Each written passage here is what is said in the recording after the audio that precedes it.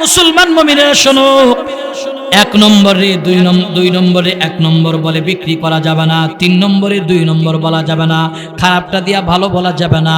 হযরতে আবু হুরায়রা রাদিয়াল্লাহু তাআলা আনহু থেকে হাদিস বর্ণিত হয়, হযরত আবু হুরায়রা বলেন, আমি আমার পয়গম্বরের সঙ্গে সাহাবাদের কাফেলা নিয়ে নবী আমার একটা বাজারের পাশ দিয়া যাচ্ছিলেন। এমন সময় নবী আমার দেখলেন বাজারে কিছু গম বিক্রেতা গম বিক্রি করতেছে। পয়গম্বর আমার এদের সামনে গিয়ে দাঁড়াইছে। হযরত আবু হুরায়রা বলেন, আল্লাহর পয়গম্বর একজন গম বিক্রেতার গমের বস্তার ভিতরে উপরে দেখলেন শুকনা, উপরে শুকনা গম দিকে নবী আমার ভিতরে একটু হাত ঢুকাইলেন, ভিতরে পয়গম্বর আমার দেখলেন ভিজা গম। রাসূল আমার ওই বিক্রেতাকে বললেন, ভাইজান আপনি যে গম নিয়ে আসতেন উপরে এক কালার ভিতরে আরেক অবস্থা, অতএব আপনি এটা যে নিয়ে আসতেন এটা তো মানুষকে ধোঁকা দিবেন। আল্লাহ রাসূল তখনই বললেন, শোনো, যে আমার উম্মতদেরকে ধোঁকা দেয় সে আমার উম্মতের অন্তর্ভুক্ত নয়। মান গাশশা ফালাইসা মিন্না, যে আমার উম্মতদেরকে ধোঁকা দেয় উম্মতের অন্তর্ভুক্ত নয়। হযরত আবু হুরায়রা বলেন, নবী আমার ওই সাহাবা বিক্রেতাকে বললেন, তুমি এই মাল বিক্রি করবা না, আর যদি বিক্রি করো তুমি ত্রুটির কথা বলে বিক্রি করবা। বলে নিচে ভিজা গম আছে উপরে শুকনা গম। মুসলমান মুমিনেরা, এই কারণে লেনদেন স্বচ্ছ হওয়া চাই, মুআমালা স্বচ্ছ হওয়া চাই, মুআমালা স্বচ্ছ হওয়া চাই। তাহলে 3 নম্বর কোয়ালিটি আপনি মেনটেন করলেন। 4 নম্বর কোয়ালিটি হলো মুআশারাত। মুআশারাত বলা হয় উঠা বসা সব কিছুতে, আখলাক উঠা বসা সব কিছুতে কোরআন এবং সুন্নাহকে ফলো করা লাগবে, কোরআন এবং সুন্নাহকে ফলো করা লাগবে। আখলাক উঠা বসা সব কিছুতে কোরআন এবং সুন্নাহকে ফলো করা লাগবে। আমার আপনার জীবনে কোরআন এবং সুন্নাহকে ছাইরে দিলাম, বাদ দিয়া দিলাম। এই মুসলমান মুমিনেরা শোনো, কোরআন এবং সুন্নাহ ছাইরে দিয়া আজকে আমরা নিজেদের মন গড়া মতো উঠা বসা করলাম। এই মুসলমান মুমিনেরা, মুআশারাত বলা হয় উঠা বসা সব কিছুতে কোরআন এবং সুন্নাহকে ফলো করো। যদি কোরআন এবং সুন্নাহকে ফলো করা হয় সব কিছুর ভিতরে রাব্বে কারীম বারাকা দেবে, বরকত ঢেলে দিবে, বারাকা দেবে। কিন্তু উঠা বসা সব কিছুতে আমরা আল্লাহর বিধানকে স্মরণ করতে পারি না, কোরআন এবং সুন্নাহকে অনুসরণ করতে পারলাম না। অথচ কোরআন এবং সুন্নাহকে আঁকড়ে ধরার কথা আল্লাহ রাসূল বললেন। নবী আমার বলেন, উম্মাহ দুইটা জিনিসকে তোমরা বন্ধু বানায় নাও। তারাকতু ফিকুম আমরাইন লান তাদিল্লু মা তামাসসাকতুম বিহিমা কিতাবাল্লাহি ওয়া সুন্নাত রাসূলি। 1 নম্বর হলো কোরআন, 2 নম্বর হলো আমি নবীর সুন্নাহ। দুইটা জিনিসকে তোমরা তোমাদের জীবনে বন্ধু বানায় নাও, এটার ভিতরে তোমরা তোমাদের জীবন চালাও, তাহলে তোমার জীবনের সব কিছুর ভিতরে সফলতা আসবে। কিন্তু আমাদের ওঠা বসা সব কিছুর ভিতরে আমরা কোরআন এবং সুন্নাহকে বাদ দিয়ে দিলাম, কোরআন থেকে নিজেরাও দূরে চইরা গেলাম, আমরা কোরআন সুন্নাহ থেকে নিজেদেরকে সরাইতে আরম্ভ করলাম। কোরআন যারা ছাইরা দিবে তারা ধ্বংস হয়ে যাবে, সুন্নতে রাসূল যারা ছাইরা দিবে তারা জীবনের বরকত কমে যাবে। এই মুসলমান মুমিনেরা খেয়াল করে নাও, কোরআন ছাড়া যাবে না, নবীর আদর্শ ছাড়া যাবে না। কোরআনে যারা ত্যাগ করে, কোরআন যারা ছাইরা দেয় এদের ধ্বংস অনিবার্য। এই মুসলমান মুমিনেরা খেয়াল করো, ওই যে স্পেনের ইতিহাস তালাশ করো, স্পেন মুসলমানরা 800 বছর শাসন করছে, স্পেনের রাষ্ট্র ক্ষমতায় ছিল মুসলমান। মুসলমান স্পেনের রাষ্ট্র ক্ষমতা কেন হারালো? খলিফা ওয়ালিদ বিন মালিকের শাসন আমলে তারেক বিন জিয়াদের নেতৃত্বে মুসলমানরা 1 লক্ষ সৈন্যের মোকাবেলায় 12,000 সৈন্য নিয়ে স্পেন বিজয় করেছিল। এরপরে মুসলমানরা স্পেন 800 বছর শাসন করেছে। স্পেনের ইতিহাস হলো সোনালী ইতিহাস। স্পেনের মুসলমানরা যখন নিজেদেরকে কোরআন থেকে আলাদা করতে লাগলো, সুন্নাহ থেকে আলাদা করতে লাগলো, দুনিয়ামুখী হয়ে গেছে, কোরআনের মহব্বত নাই, সুন্নাহর মহব্বত নাই, ভালোবাসা নাই। স্পেনের মুসলমানরা যখন কোরআন বলতে আরম্ভ করলো, এরপরে ইতিহাস ভয়ঙ্কর ইতিহাস। রানী ইসাবেলার শাসন আমলে 7 লক্ষ মুসলমানদেরকে একসাথে একই জায়গায় আবদ্ধ কইরা পুরায়া হত্যা করেছে। এরপর থেকে মুসলমানরা স্পেনের শাসন ক্ষমতা হারাইছে। মুসলমানরা চাইলে শাসন ক্ষমতা ধরে রাখতে পারত যদি কোরআন এবং সুন্নাহকে তারা আঁকড়ে ধরে রাখতো। এই মুসলমানরা, আজকে আমার আপনার ঘরের ভিতরে কোরআন আছে, কোরআনের মহব্বত নাই, কোরআনের উপরে 1 ইঞ্চি সমপরিমাণ ময়লা আবর্জনা জমে আছে, তার যত্ন নাই। কোরআনকে আমরা ধরি সোয়াদে 1 বছর পর রমাদানুল কারীম আসলে কোরআনটারে তালাশ করি, দেয়া দেখি কোরআনের উপরে ময়লা আবর্জনা স্তূপ জমে আছে।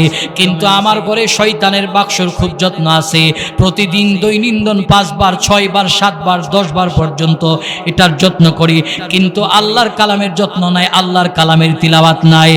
এই মুসলমান মুমিনেরা, তিলাওয়াতে কোরআন যে এলাকায় থাকবে, তিলাওয়াত যে ঘরের ভিতরে থাকবে, এই ঘরের ভিতরে আল্লাহর রহমত আর বরকত নাযিল হবে। শুনো এই মুসলমান মুমিনেরা, শুনো, কোরআন যে ঘরে তিলাওয়াত হবে এই ঘরে বরকত, যে এলাকায় তিলাওয়াত হবে এই ঘরে বরকত, যে মহল্লায় তিলাওয়াত হবে এই মহল্লায় বরকত। এই মুসলমান মুমিনেরা, আপনাদের একটা হাদিস শোনায়, মিশকাতুল মাসাবির ভিতরে চমৎকার একটা হাদিস এসেছে কোরআন তিলাওয়াতের বরকত কেমন করে আসমান থেকে নাজিল হয়। সাঈদ ইবনে উযাইর রাদিয়াল্লাহু তাআলা আনহু, পয়গম্বর একজন সাহাবী, কোরআনের হাফেজ।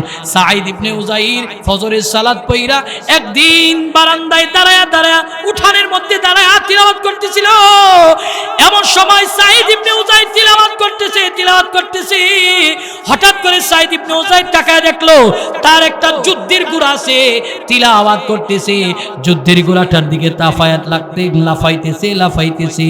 সাঈদ ইবনে উযাইর রাদিয়াল্লাহু তাআলা আনহু এমন করে তাকায় দেখলেন ঘোড়া লাফায়, তার ছোট্ট একটা বাচ্চা ঘর থেকে বের হয়ে যাইতেছে।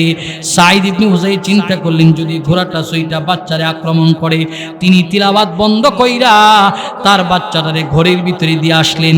ঘর থেকে দিয়া সাঈদ ইবনে উযাইর দরজার চৌকাঠের সামনে যখন দাঁড়াইছে, আসমানের দিকে তাকাইছে, তাকায়া দেখলেন আকাশে থেকে একটা মেঘের খণ্ড সাঈদ ইবনে উযাইরের বাড়ির দিকে নেমে আসতেছে। জোরে বলুন আল্লাহু আকবার। সাঈদ ইবনে উযাইর রাদিয়াল্লাহু তাআলা এই দৃশ্য দেখা দৌড়ায়া পয়গম্বরের কাছে হাজির হয়ে গেল। নবী আমার হাজির হয়ে আল্লাহ রাসূল সাঈদ ইবনে উযাইর এই ঘটনা খুলে বলতেছে, পয়গম্বর আজীব এক ঘটনা দেখেছি। কি ঘটনা বলো? নবী আমার, আজকে আমি যখন তিলাওয়াত করতেছিলাম, আমার যুদ্ধের ঘোড়া লাফাইতেছিল, আমার বাচ্চারা ঘর থেকে বের হয়েছিল। ঘটনা কইলা বলছে, নবী আমার, বাচ্চারে ঘরে রাইখা যখন চৌকাঠের সামনে দাঁড়ায় আসমানের দিকে তাকাইছি, তাকায়া দেখি আকাশের একটা মেঘের খণ্ড আমার বাড়ির দিকে নেমে আসতেছে। নবী আমার মুস্কি হাসি দেয়া বলেন, এরে সাঈদ ইবনে উযাইর, তুমি তিলাওয়াত কেন বন্ধ করলা? তিলাওয়াত যদি বন্ধ না করতা, তোমার এলাকার সব মানুষ দেখতো তোমার তিলাওয়াতের বরকতে আসমান থেকে আল্লাহর রহমত নাজিল হইতেছে। জোরে বলুন সুবহানাল্লাহ। আল্লাহুম্মা সাল্লি আলা মুহাম্মাদিন ওয়া আলা আলি মুহাম্মাদ কামা সাল্লাইতা আলা ইব্রাহিম ওয়া আলা আলি ইব্রাহিম ইন্নাকা হামিদুম মাজিদ। اللهم بارك على محمد وعلى آل محمد كما باركت على إبراهيم وعلى آل إبراهيم إنك حميد مجيد. محمد هرگز نگفتا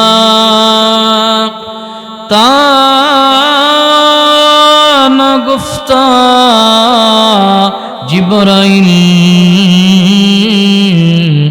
جبرائیل هرگز نگفتا تا نگفتا رب الجلیل بلغ العلا بكماله كشف الدجى بجماله حسنت جميع خصاله صلوا عليه وآله. আলহামদুলিল্লাহ। ঐতিহ্যবাহী সরাইল থানার অন্তর্গত আখিতারা খান মোহাম্মদের বাড়ি যুবক বৃন্দ কর্তৃক আয়োজিত সপ্তম বার্ষিকী আজিম শান ইসলামী মহাসম্মেলন, মহতি ইসলামী মহাসম্মেলনের চলমান অধিবেশনের চলমান রজনীর মোহতারাম সম্মানিত সভাপতি মঞ্চে উপস্থিত জাতির মাতার মুকুট, জাতির শ্রেষ্ঠ সন্তান হযরত কাসেম নানুতবি হুসাইন আহমদ মদনী রাহিমাহুল্লাহের সুযোগ্য উত্তরসূরি বুজুর্গ উলামা হযরত আজিজ তোলাবা সম্মুখে উপস্থিত মুরব্বিনে আওয়াম সমাবেশ, আমার কলিজার টুকরা যুবক বন্ধুগণ, স্নেহের ছোট ভাই, পর্দার আড়ালে অবস্থানরত শ্রদ্ধেয়া সম্মানিতা মা ও বোনেরা, রব্বে কায়নাতের দরবারে আলিশানে শুকর আদায় করছি যে রব্বে কায়নাত আমাদেরকে দুনিয়াবী সমস্ত কর্মব্যস্ততাকে পিছনে ফেলে কোরআনের মজলিসে ওলামায়ে কেরামের জবান থেকে গুরুত্বপূর্ণ দ্বীনি নসিহত শোনার জন্য কবুল এবং মঞ্জুর করেছেন, সেজন্য রব্বে কায়নাতের দরবারে আলিশানে শুকর আদায় করছি। আওয়াজ করে জবান খুলে আলহামদুলিল্লাহ।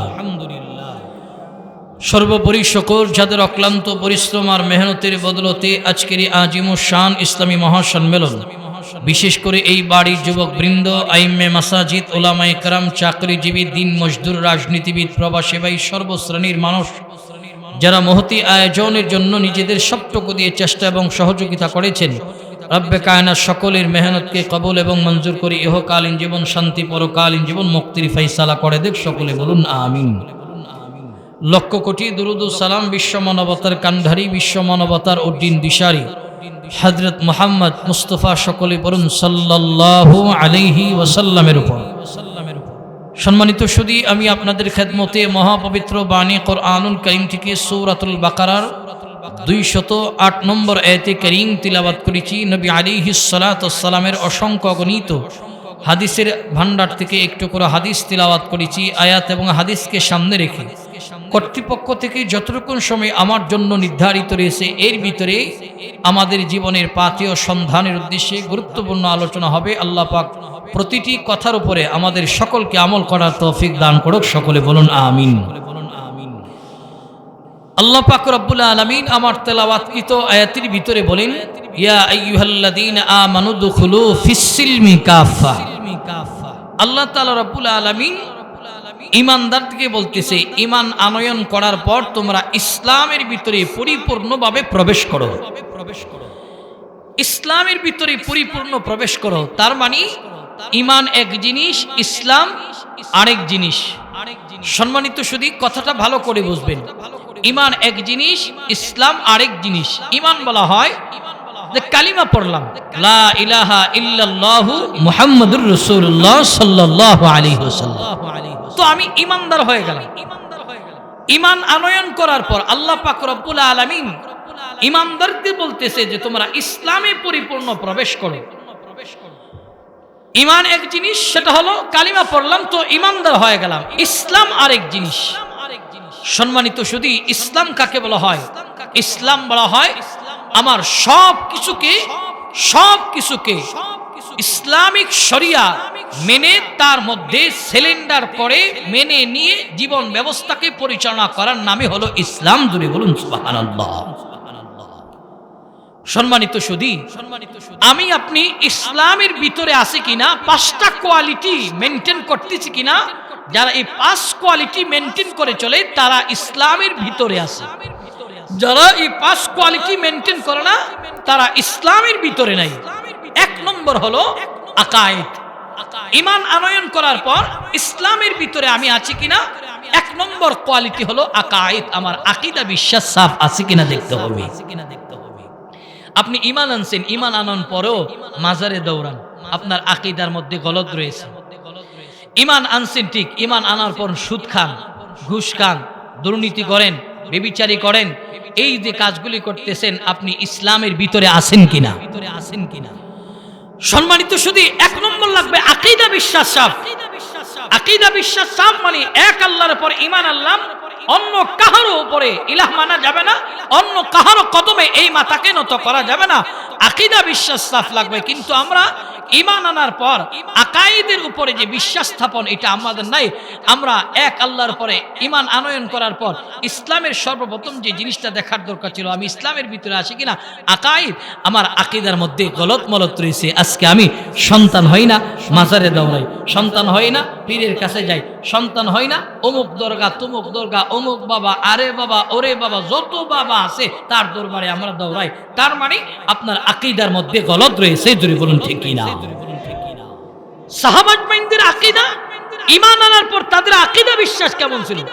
সাহাবারা ঈমান আনার পর তারা ইসলাম কবুল করার পর, ঈমান আনয়ন করার পর ইসলামটাকে তারা কিভাবে আঁকড়ে ধরেছে, তারা পরিপূর্ণভাবে কিভাবে আঁকড়ে ধরেছে। কোন কোন সাহাবী আকীদা বিশ্বাস সাফ হওয়ার কারণে, ঈমানের পরে ইসলামের প্রতি আকীদা বিশ্বাস সাফ হওয়ার কারণে সাহাবাদেরকে অত্যাচারে স্টিমুলার চালু করা হয়েছে। এরপর রাসূলুল্লাহ সাহাবীরা এক আল্লাহর উপর থেকে ঈমান ছাড়ে নাই। জোরে বলুন আল্লাহু আকবার। কম কষ্ট দেন হযরতে খাব্বাব রাদিয়াল্লাহু তাআলা আনহু ইসলামের যখন সোনালী যুগ, হযরত খাব্বাব রাদিয়াল্লাহু তাআলা আনহুকে ওমর রাদিয়াল্লাহু তাআলা আনহু সাহাবাত মাইনদের মজমার ভিতরে দ্বীনি আলোচনা করতেছে। এমন সময় হযরত ওমর বলেন যে ইসলামের জন্য সবচেয়ে বেশি কুরবান করেছে বুঝি হযরতে বেলাল।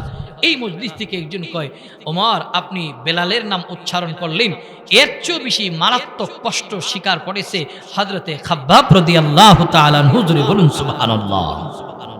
কোথায় খাব্বাব? দাঁড় করাইছে ওমরের সামনে। খাব্বাব ইসলামের জন্য কি কুরবান করছো? খাব্বাব তখন জিহ্বা বের করলেন। মুসলমান মুমিনেরা খেয়াল করেন, হযরতে খাব্বাব রাদিয়াল্লাহু তাআলা আনহু জিহ্বা বের করার পর হযরত ওমর তাকায়া দেখলেন জিহ্বার মাঝখান দিয়া ফাঁকা দেখা যায়। হযরত ওমর খাব্বাব রে বললেন, এ খাব্বাব, জিহ্বার মাঝখান দিয়া ফাঁকা কেন দেখা যায়? খাব্বাব বলেন, শোনো, আমি যেদিন এক আল্লাহর উপর ঈমান আনলাম, লা ইলাহা ইল্লাল্লাহ, লা খালিকা ইল্লাল্লাহ, লা রাযিকা ইল্লাল্লাহ, এক আল্লাহর উপর ঈমান আনলাম, আমার আপন বংশের লোকেরা আমারে ধইরা কাটাদার জঙ্গলের কাছে নিছে, জঙ্গলের কাছে নিয়া আমার জিহ্বাটা টান দিয়া বের কইরা কাটা আইনা জিহ্বার মাঝখান দিয়া ঢুকাইছে, আবার বের করছে, ঢুকাইছে, আবার বের করেছে। এরপর আমি এক আল্লাহর উপর থেকে ঈমান ছাড়ি নাই। জোরে বলুন সুবহানাল্লাহ। ঈমানের পর ইসলামে ভিতরে এইভাবে সাহাবাত মাইনরা পরিপূর্ণভাবে প্রবেশ করেছে। হযরত খাব্বাব রাদিয়াল্লাহু তাআলা বলেন, শুধু তাই নয়, শোনো, হযরতে ওমরের সামনে নিজের কাপড় উঠায়া দিয়া বলেন, হযরত ওমর, এই যে দেখো, শুধু আমার জিহ্বার মাঝখান দিয়া কাপড় ফাঁকা করে নাই। কাপড় ওঠানোর পর হযরত ওমর তাকায় দেখলেন কোমরের উপরে অংশে গোশত নাই, হাড্ডি দেখা যায়। হযরত ওমর বলেন, খাব্বাব, এই জায়গায় কোনোদিন রোগ বালাই হয়েছিল? খাব্বাব বলেন, ওমর, না, এই জায়গায় রোগ বালাই হয় নাই। আমি ইসলাম কবুল করার কারণে আমার আপনজনেরা আমার জ্বলন্ত অঙ্গের মধ্যে চাপ দিয়া ধরে রাখছে, এরপরও আমি ঈমান দেই নাই, ইসলাম ছাড়ি নাই, কারণ আমি নিজের কানে খসে খসে খসে খসে আমার চামড়াগুলি অঙ্গের মধ্যে পড়েছি, নিজের কানে শুনেছি। এরপরও ঈমানের পর ইসলাম মানতে গিয়া আমি আমার ইসলাম থেকে বিন্দু পরিমাণ সরি নেই। জোরে বলুন আল্লাহু আকবার। এত কষ্ট করেছে ঈমানের পর ইসলাম মানতে গিয়া। সাহাবাত মাইনদের অত্যাচারের স্টিম রোলার কতটা ছিল? হযরতে খুবাইব রাদিয়াল্লাহু তাআলা আরেকজন সাহাবী ঈমান আনার পর ইসলামের উপরে অবিচল থাকতে গিয়া, আকায়েদ বিশ্বাসের উপরে ইস্তেকামত রাখতে গিয়া হযরত খুবাইব রাদিয়াল্লাহু তাআলা কে ঈমানের পর ইসলাম আনার পর তারে গ্রেফতার করছে। গ্রেফতার কইরা ময়দানে নিয়ে গেছে, নিয়ে বলেন, এ খুবাইব, তোমাকে শলিতে চড়ানো হবে, যে দড়িটা দেখছো তোমাকে ঝুলানো হবে, তুমি ঈমান ছেড়ে দাও, ইসলাম ছেড়ে দাও, তাহলে তোমাকে ছেড়ে দেওয়া হবে। হযরত খুবাইব বলেন, ঈমানও দেব না, ইসলামও ছাড়বো না, মরতে রাজি, এরপরও কল্লা দিতে রাজি, আল্লাহকে দেওয়া যাবে না। জোরে বলুন আল্লাহু আকবার। আল্লাহ দেওয়া যাবে না, মরতে রাজি আছি, তাহলে মৃত্যুর জন্য প্রস্তুতি গ্রহণ করো। হযরত খুবাইব বলে, ঠিক আছে, প্রস্তুত নিছি। খুবাইবকে বলা হয়, তোমার মনের জীবনের শেষ ইচ্ছা কি? বলে, শেষ ইচ্ছা হলো আমাকে তোমরা যে রশিটাই ঝুলাইবা, এই রশির নিচে দাঁড়ায়া মালিকের কদমে যে ইসলাম কবুল করার কারণে, আকীদা বিশ্বাস রাখার কারণে আমার তোমরা জীবন দেওয়ার কথা বলতেছো, মৃত্যুদণ্ড দিয়ে দিবা, ওই মালিকের কদমে 2 রাকাত নামাজ পড়ে শুকরিয়া আদায় করার সময় দিয়া দাও। জোরে বলুন আল্লাহু আকবার। ইসলামটাকে এইভাবেই তারা মানছে ঈমান আনার পর। হযরত খুবাইব রাদিয়াল্লাহু তাআলা কে সুযোগ দেওয়া হলো, এই মুসলমান মুমিনরা শুনো, হযরত খুবাইব আল্লাহু আকবার বলে নামাজে দাঁড়াইছে, নামাজে দাঁড়ায়া তিলাওয়াত করতেছে। খুবাইব চিন্তা করছে, তিলাওয়াত যে লম্বা করলাম, বেঈমানরা মনে করবে মুসলমান বোধহয় এইরকমই, বিপদে পড়লে নামাজের সময় চেয়ে তারা সময় ওভার করে দেয়। খুবাইব চিন্তা করছে, মুসলমানদেরকে এখানে ছোট করা যাবে না, আমার কারণে মুসলিমদেরকে আঘাত করে কথা বলবে, হতে পারে না। হযরত খুবাইব নামাজ শেষ করছে। নামাজ শেষ করার পর খুবাইবরে 2 জনে ধইরা শলির কাছে নিয়ে গেছে, গলার মধ্যে রশিটা লাগাই দিছে, রশি লাগায়া উপরের দিকে উঠাইতেছে। খুবাইব বারবার চেহারাটা কিবলামুখী করবা চায়। এই মুসলমান মুমিনেরা শোনো, খুবাইব বারবার চেহারাটা কিবলামুখী করতে চাই, বেবান্দা আবার ঘুরায় ফেলে, কিবলামুখী করতে চাই আবার ঘুরায় ফেলে। এই দৃশ্যটা রাব্বে কায়নাত দেখেছে, দেখা বলে জিবরাইল খুবাইবের কানে কানে পৌঁছায়া দাও, চেহারা যে দিকেই ঘোরানো ফেরানো থাকো, ঈমানের পর ইসলামের ভিতরে অনুপ্রবেশ করে তারা আকীদা বিশ্বাস আমি রবের উপরে একেবারে 100 থেকে 100 সাফ ছিল। চেহারা যেই দিকেই ঘোরানো ফিরানো থাকুক না কেন, যেই দিকেই ঘুরে ফিরে মৃত্যু হোক না কেন, আমি তার জন্য আমার জান্নাতকে প্রস্তুত করে রেখেছি। সুবহানাল্লাহ। ঈমানের পর ইসলাম মানতে গিয়ে সাহাবাত মাইন্দা নিজেদেরকে এইভাবেই শেষ করেছে। কিন্তু আমাদের অবস্থা হলো আকীদা বিশ্বাস সাফ নয়। সাহাবাত মাইনদের ঈমান আনার পর আকীদা বিশ্বাসও সাফ ছিলেন, কিন্তু আমাদের আকীদা গলত মলত রয়েছে। এই কারণে আকীদা বিশ্বাস সাফ লাগবে। আপনি আমি ইসলামের ভিতরে আসি কিনা, 1 নম্বর কোয়ালিটি মেইনটেইন করতে হবে আকীদা। আকীদা 1 নম্বর আকীদা, 2 নম্বর হলো ইবাদত। ইবাদত ইবাদত আকীদা বিশ্বাসের পর ইবাদত। ইবাদতের ভিতরে নামাজ রয়েছে, হজ রয়েছে, যাকাত রয়েছে, এরপরে সিয়াম রয়েছে। সম্মানিত সুধী, এই যে ইবাদতগুলি আমাদের ঠিকঠাক আছে কিনা, সম্মানিত সুধী, আজকে আমরা দাবি করি ইমানদার, কিন্তু আমরা নামাজ পড়ি না। আবার নামাজ তো পড়ি না, আবার এই কথা নামাজ না পড়লে ঈমান বড় পাক্কা। ঈমান বড় পাক্কা, এই কথা অনেক মানুষ বলে যে নামাজ পড়ে তবে ঈমান পাক্কা। আপনি নামাজই পড়েন না, আপনার ঈমান কিসের পাক্কা? আপনি তো বেঈমান। ইসলামের স্তম্ভ হলো মোট 5টি, 5টার মধ্যে নামাজ একটা স্তম্ভ, একটা খুঁটি। সম্মানিত সুধী, এই যে প্যান্ডেলটা সাজাইতে গিয়ে কয়েকটা খুঁটির প্রয়োজন হয়েছে। মূল্যবান কয়েকটা খুঁটি যদি এখানে না থাকে, তাহলে প্যান্ডেলটা এইভাবে দাঁড়ায় থাকতো না, প্যান্ডেলটা ঝুইলা পড়ে যেত। তাহলে ইসলামের বেনা হলো 5টি, 5টা থেকে নামাজই আপনি পড়েন না, আবার দাবি করে ইমানদার। ফেরেশতারা কবরে গেলে বাইরে সাইজ করবো, ধরে বলুন ঠিক কিনা? ইমানদার দাবি করেন, আপনি তো বেঈমান হয়ে আছেন। নামাজ পড়েন না, ইমানদার দাবি করেন কেমনে? সম্মানিত সুধী, 1 নম্বর হলো ইবাদতের ভিতরে নামাজ, সিয়াম, হজ, যাকাত। নামাজ এটা হলো শারীরিক ইবাদত। যখন আমার প্রাপ্ত বয়স হয়ে যায়, তখন আমার জন্য নামাজ ফরজ হয়। প্রাপ্ত বয়স হলে নামাজ আমার জন্য ফরজ হয়। নামাজ পড়তে গেলে টাকা লাগে না, এটা শারীরিক ইবাদত। হজ এটা হচ্ছে শরীরেরও দরকার হয়, আবার মালেরও দরকার হয়। হজ ফরজ হয় তখন যখন নেশাব পরিমাণ মাল হয়, তখন হজ আমাদের উপরে ফরজ হয়। যাকাত এটা মালেরও দরকার হয়, যখন আমার নেশাব পরিমাণ মাল হবে তখন আমার যাকাত আদায় করতে হবে। হজ মালের যেমন দরকার হয়, শরীরেরও দরকার লাগে, শক্তিরও দরকার লাগে। কিন্তু আমাদের বাংলাদেশের হাজিরা হজে যায় একেবারে নিস্তেজ বয়সে, যায় হজ্জের আহকামগুলি ঠিকঠাক মতো আদায় করতে পারে না। কারণ আমাদের কত বাহানা যে আছে। হজ ফরজ হয়েছে 25 বছর বয়সে, তার মাল হয়েছে 20 বছর বয়সে, কিন্তু চিন্তা করে বিয়া করে নেই, হজ করবো, আগে বিয়া করে লই। বিয়া করার পর সন্তান হয়েছে না, হজ করবো, সন্তান হয়, সন্তান বড় হয়েছে না, বিয়া করাবো, তো বিয়া করে এলোই। বিয়া করার পর নাতিন হয়েছে, নাতিন দ্বারে বিয়া দিয়ে এলোই। এই কইগুলি করতে করতে বাহানা দিতে দিতে শেষ বয়সে হজে যা, হজে গিয়া হজের আহকাম সঠিকভাবে আদায় করতে পারে না। একটা নাইজেরিয়ান ঠেলা দিলে 3 মাইল দূরে যা, 3 মাইল দূরে যা, 3 মাইল দূরে যা। পাকিস্তানি ধাক্কা দিলে হাজরা আসে তো ধরছে, খাজি আমার সাথে গেছে, হাজরা আসে ধরছে, আমি তারে ধরে রাখছি, চুমা দিব। এক নাইজেরিয়ান এক ধাক্কা দিছে, হাজি সাহেব আমার থেকে ছুটে গেছে। হাজি সাহেবের সম্মানিত শুধু এই হলো আমাদের হজের অবস্থা। আর অন্য দেশের হজের অবস্থা হলো তৌফিক হইছে, নেশাব পরিমাণ মাল হইছে তো হজে চলে যায়। সম্মানিত শুধু এই কারণে হজ যখন ফরজ হবে, মাল আছে তো হজ করে ফেলেন, দেরি করবেন না। কারণ হজ করলে আল্লাহ পাক রব্বুল আলামিন মালের ভিতরে আল্লাহ তাআলা বরকত দেয়। জুরি বলুন সুবহানাল্লাহ। তো ইবাদত, ইবাদতের মধ্যে আমরা অনেক গলত মলত আছে যে নামাজ আমরা সঠিকভাবে আদায় করি না। আজকে নওজোয়ান যুবকদেরকে বলতেছি, মসজিদের পাশ দিয়া গান ফুল স্পিডে বাজিয়ে বাজিয়ে যায়, তো আজান হয়েছে, মসজিদের মুয়াজ্জিন ডাকতেছে আল্লাহু আকবার। আল্লাহ সবচেয়ে বড় দুস্থ, তোর বন্ধুরা আড্ডা বড় না, মসজিদে আয়, হাইয়া আলাস সালাহ, নামাজের দিকে এসো, হাইয়া আলাল ফালাহ, কল্যাণের দিকে আগাও। কিন্তু আজান শোনার পর কোথায় আমাদের কাজের গতি, বন্ধুদের আড্ডা, একেবারে ব্রেক করে আল্লাহর কদমে সিজদা দেওয়ার কথা। কিন্তু আমাদের অবস্থা হলো আজান শোনার পরে কাজের গতি, বন্ধুর আড্ডা আরো জমিয়ে দেই। এই হলো আমাদের অবস্থা। ধরে বলুন ঠিক কিনা? দোস্ত, একদিন আজান হবে কিন্তু আপনি আমি শুনবো না। একদিন মুয়াজ্জিন 5 ওয়াক্ত আজান দেবে, আমার আপনার কানে যাবে না, অথচ 3.5 হাত মাটি একেবারে কাছাকাছি জায়গায় থাকবো, আমার আপনার কানে যাবে না। একদিন সূর্য উঠবে, আমি দেখব না। একদিন চন্দ্র উঠবে, আমি দেখব না। এই পৃথিবীর জায়গায় থাকবে, পৃথিবীর মতন চলবে, পৃথিবীর সিস্টেমের মতন চলবে, আমি আপনি থাকবো না। একটাবার বালিশের সাথে মাথা লাগায় চিন্তা করেন তো, আমার হিসাব আমাকেই দেওয়া লাগবে। আপনি সুখে চলেন, দুঃখে চলেন, সময় কিন্তু চলে যেতেছে। আনন্দে কাটান, সময় চলে যাইতেছে।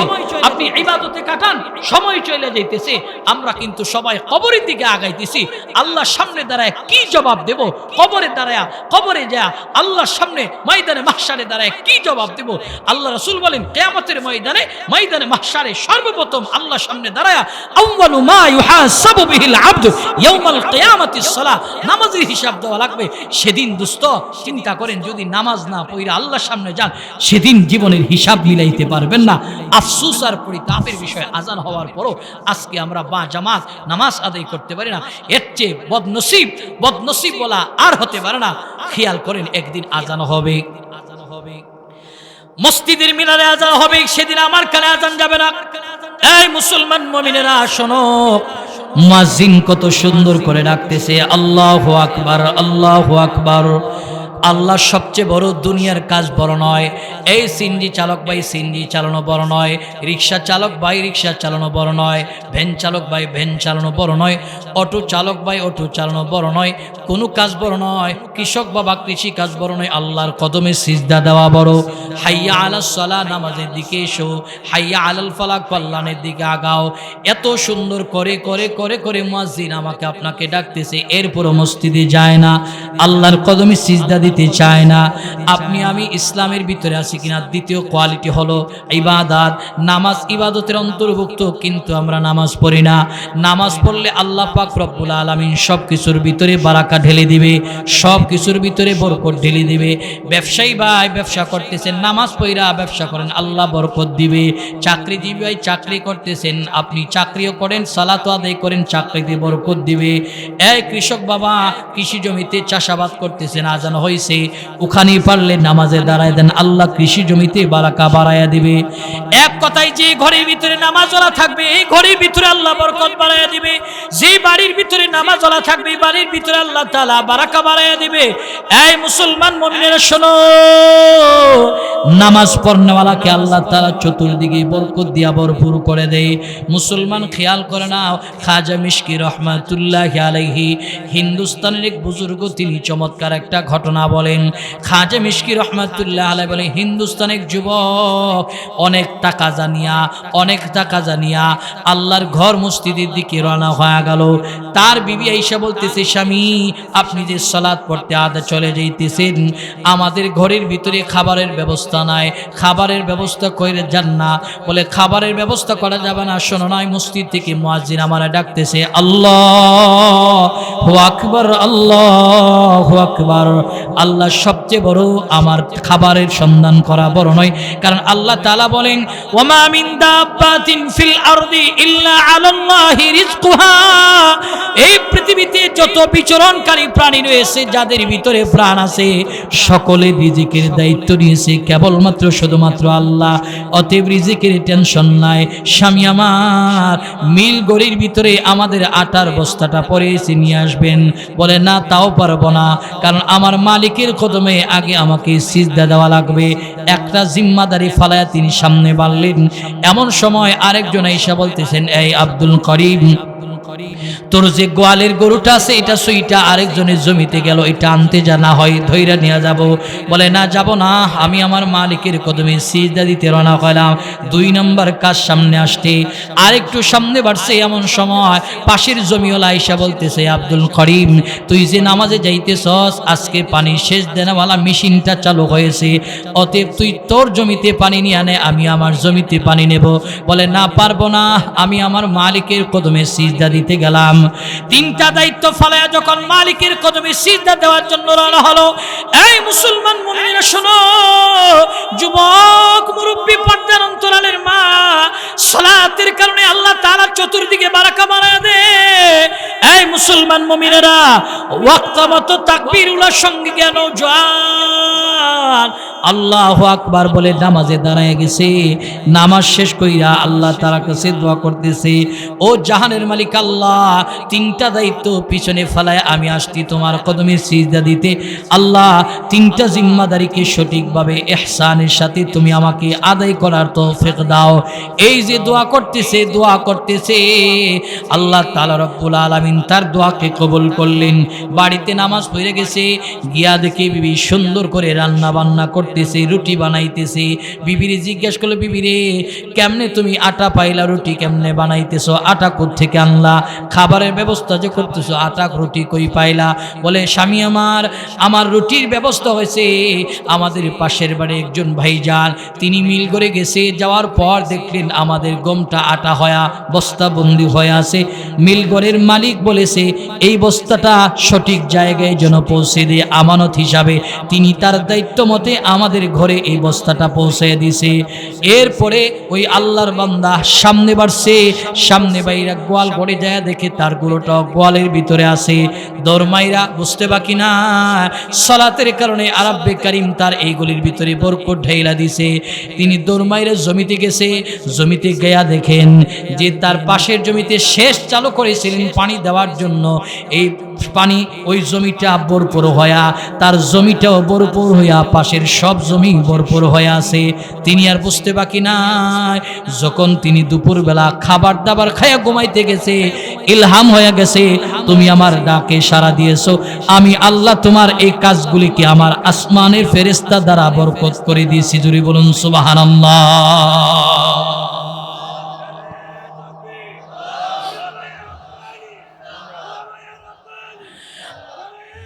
মুহতারাম হাজরিন, এই যে আল্লাহ তাআলা বরকত ঢেলে দিয়েছে, এই কারণে নামাজের কারণে আল্লাহ তাআলা বারাকা মারায়া দেয়।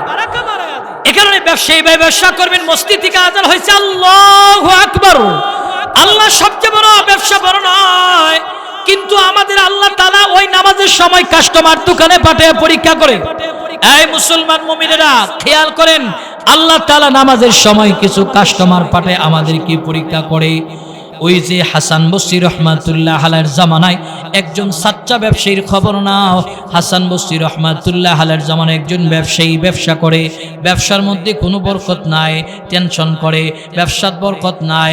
হাসান বসরির কাছে গেছে, যাওয়ার পর হাসান বসরি রহমাতুল্লাহ আলাইহি বলেন, হাসান আমি আপনার দরবারে আসছি। বলে, কেন আসলেন? বলে, আমি একজন ক্ষুদ্র ব্যবসায়ী, আমার ব্যবসার ভিতরে বরকত হয় না, উন্নতি হয় না। হাসান বসরি বলে, তোমার কাছে জানবার চাই তুমি আজান হলে নামাজে যাও কি? বলে, না, এই ব্যাপারে আমার গাফলতি রয়েছে। হযরতে হাসান বলেন, আপনি আমার কাছে সবক চাওয়ার জন্য আসতেন।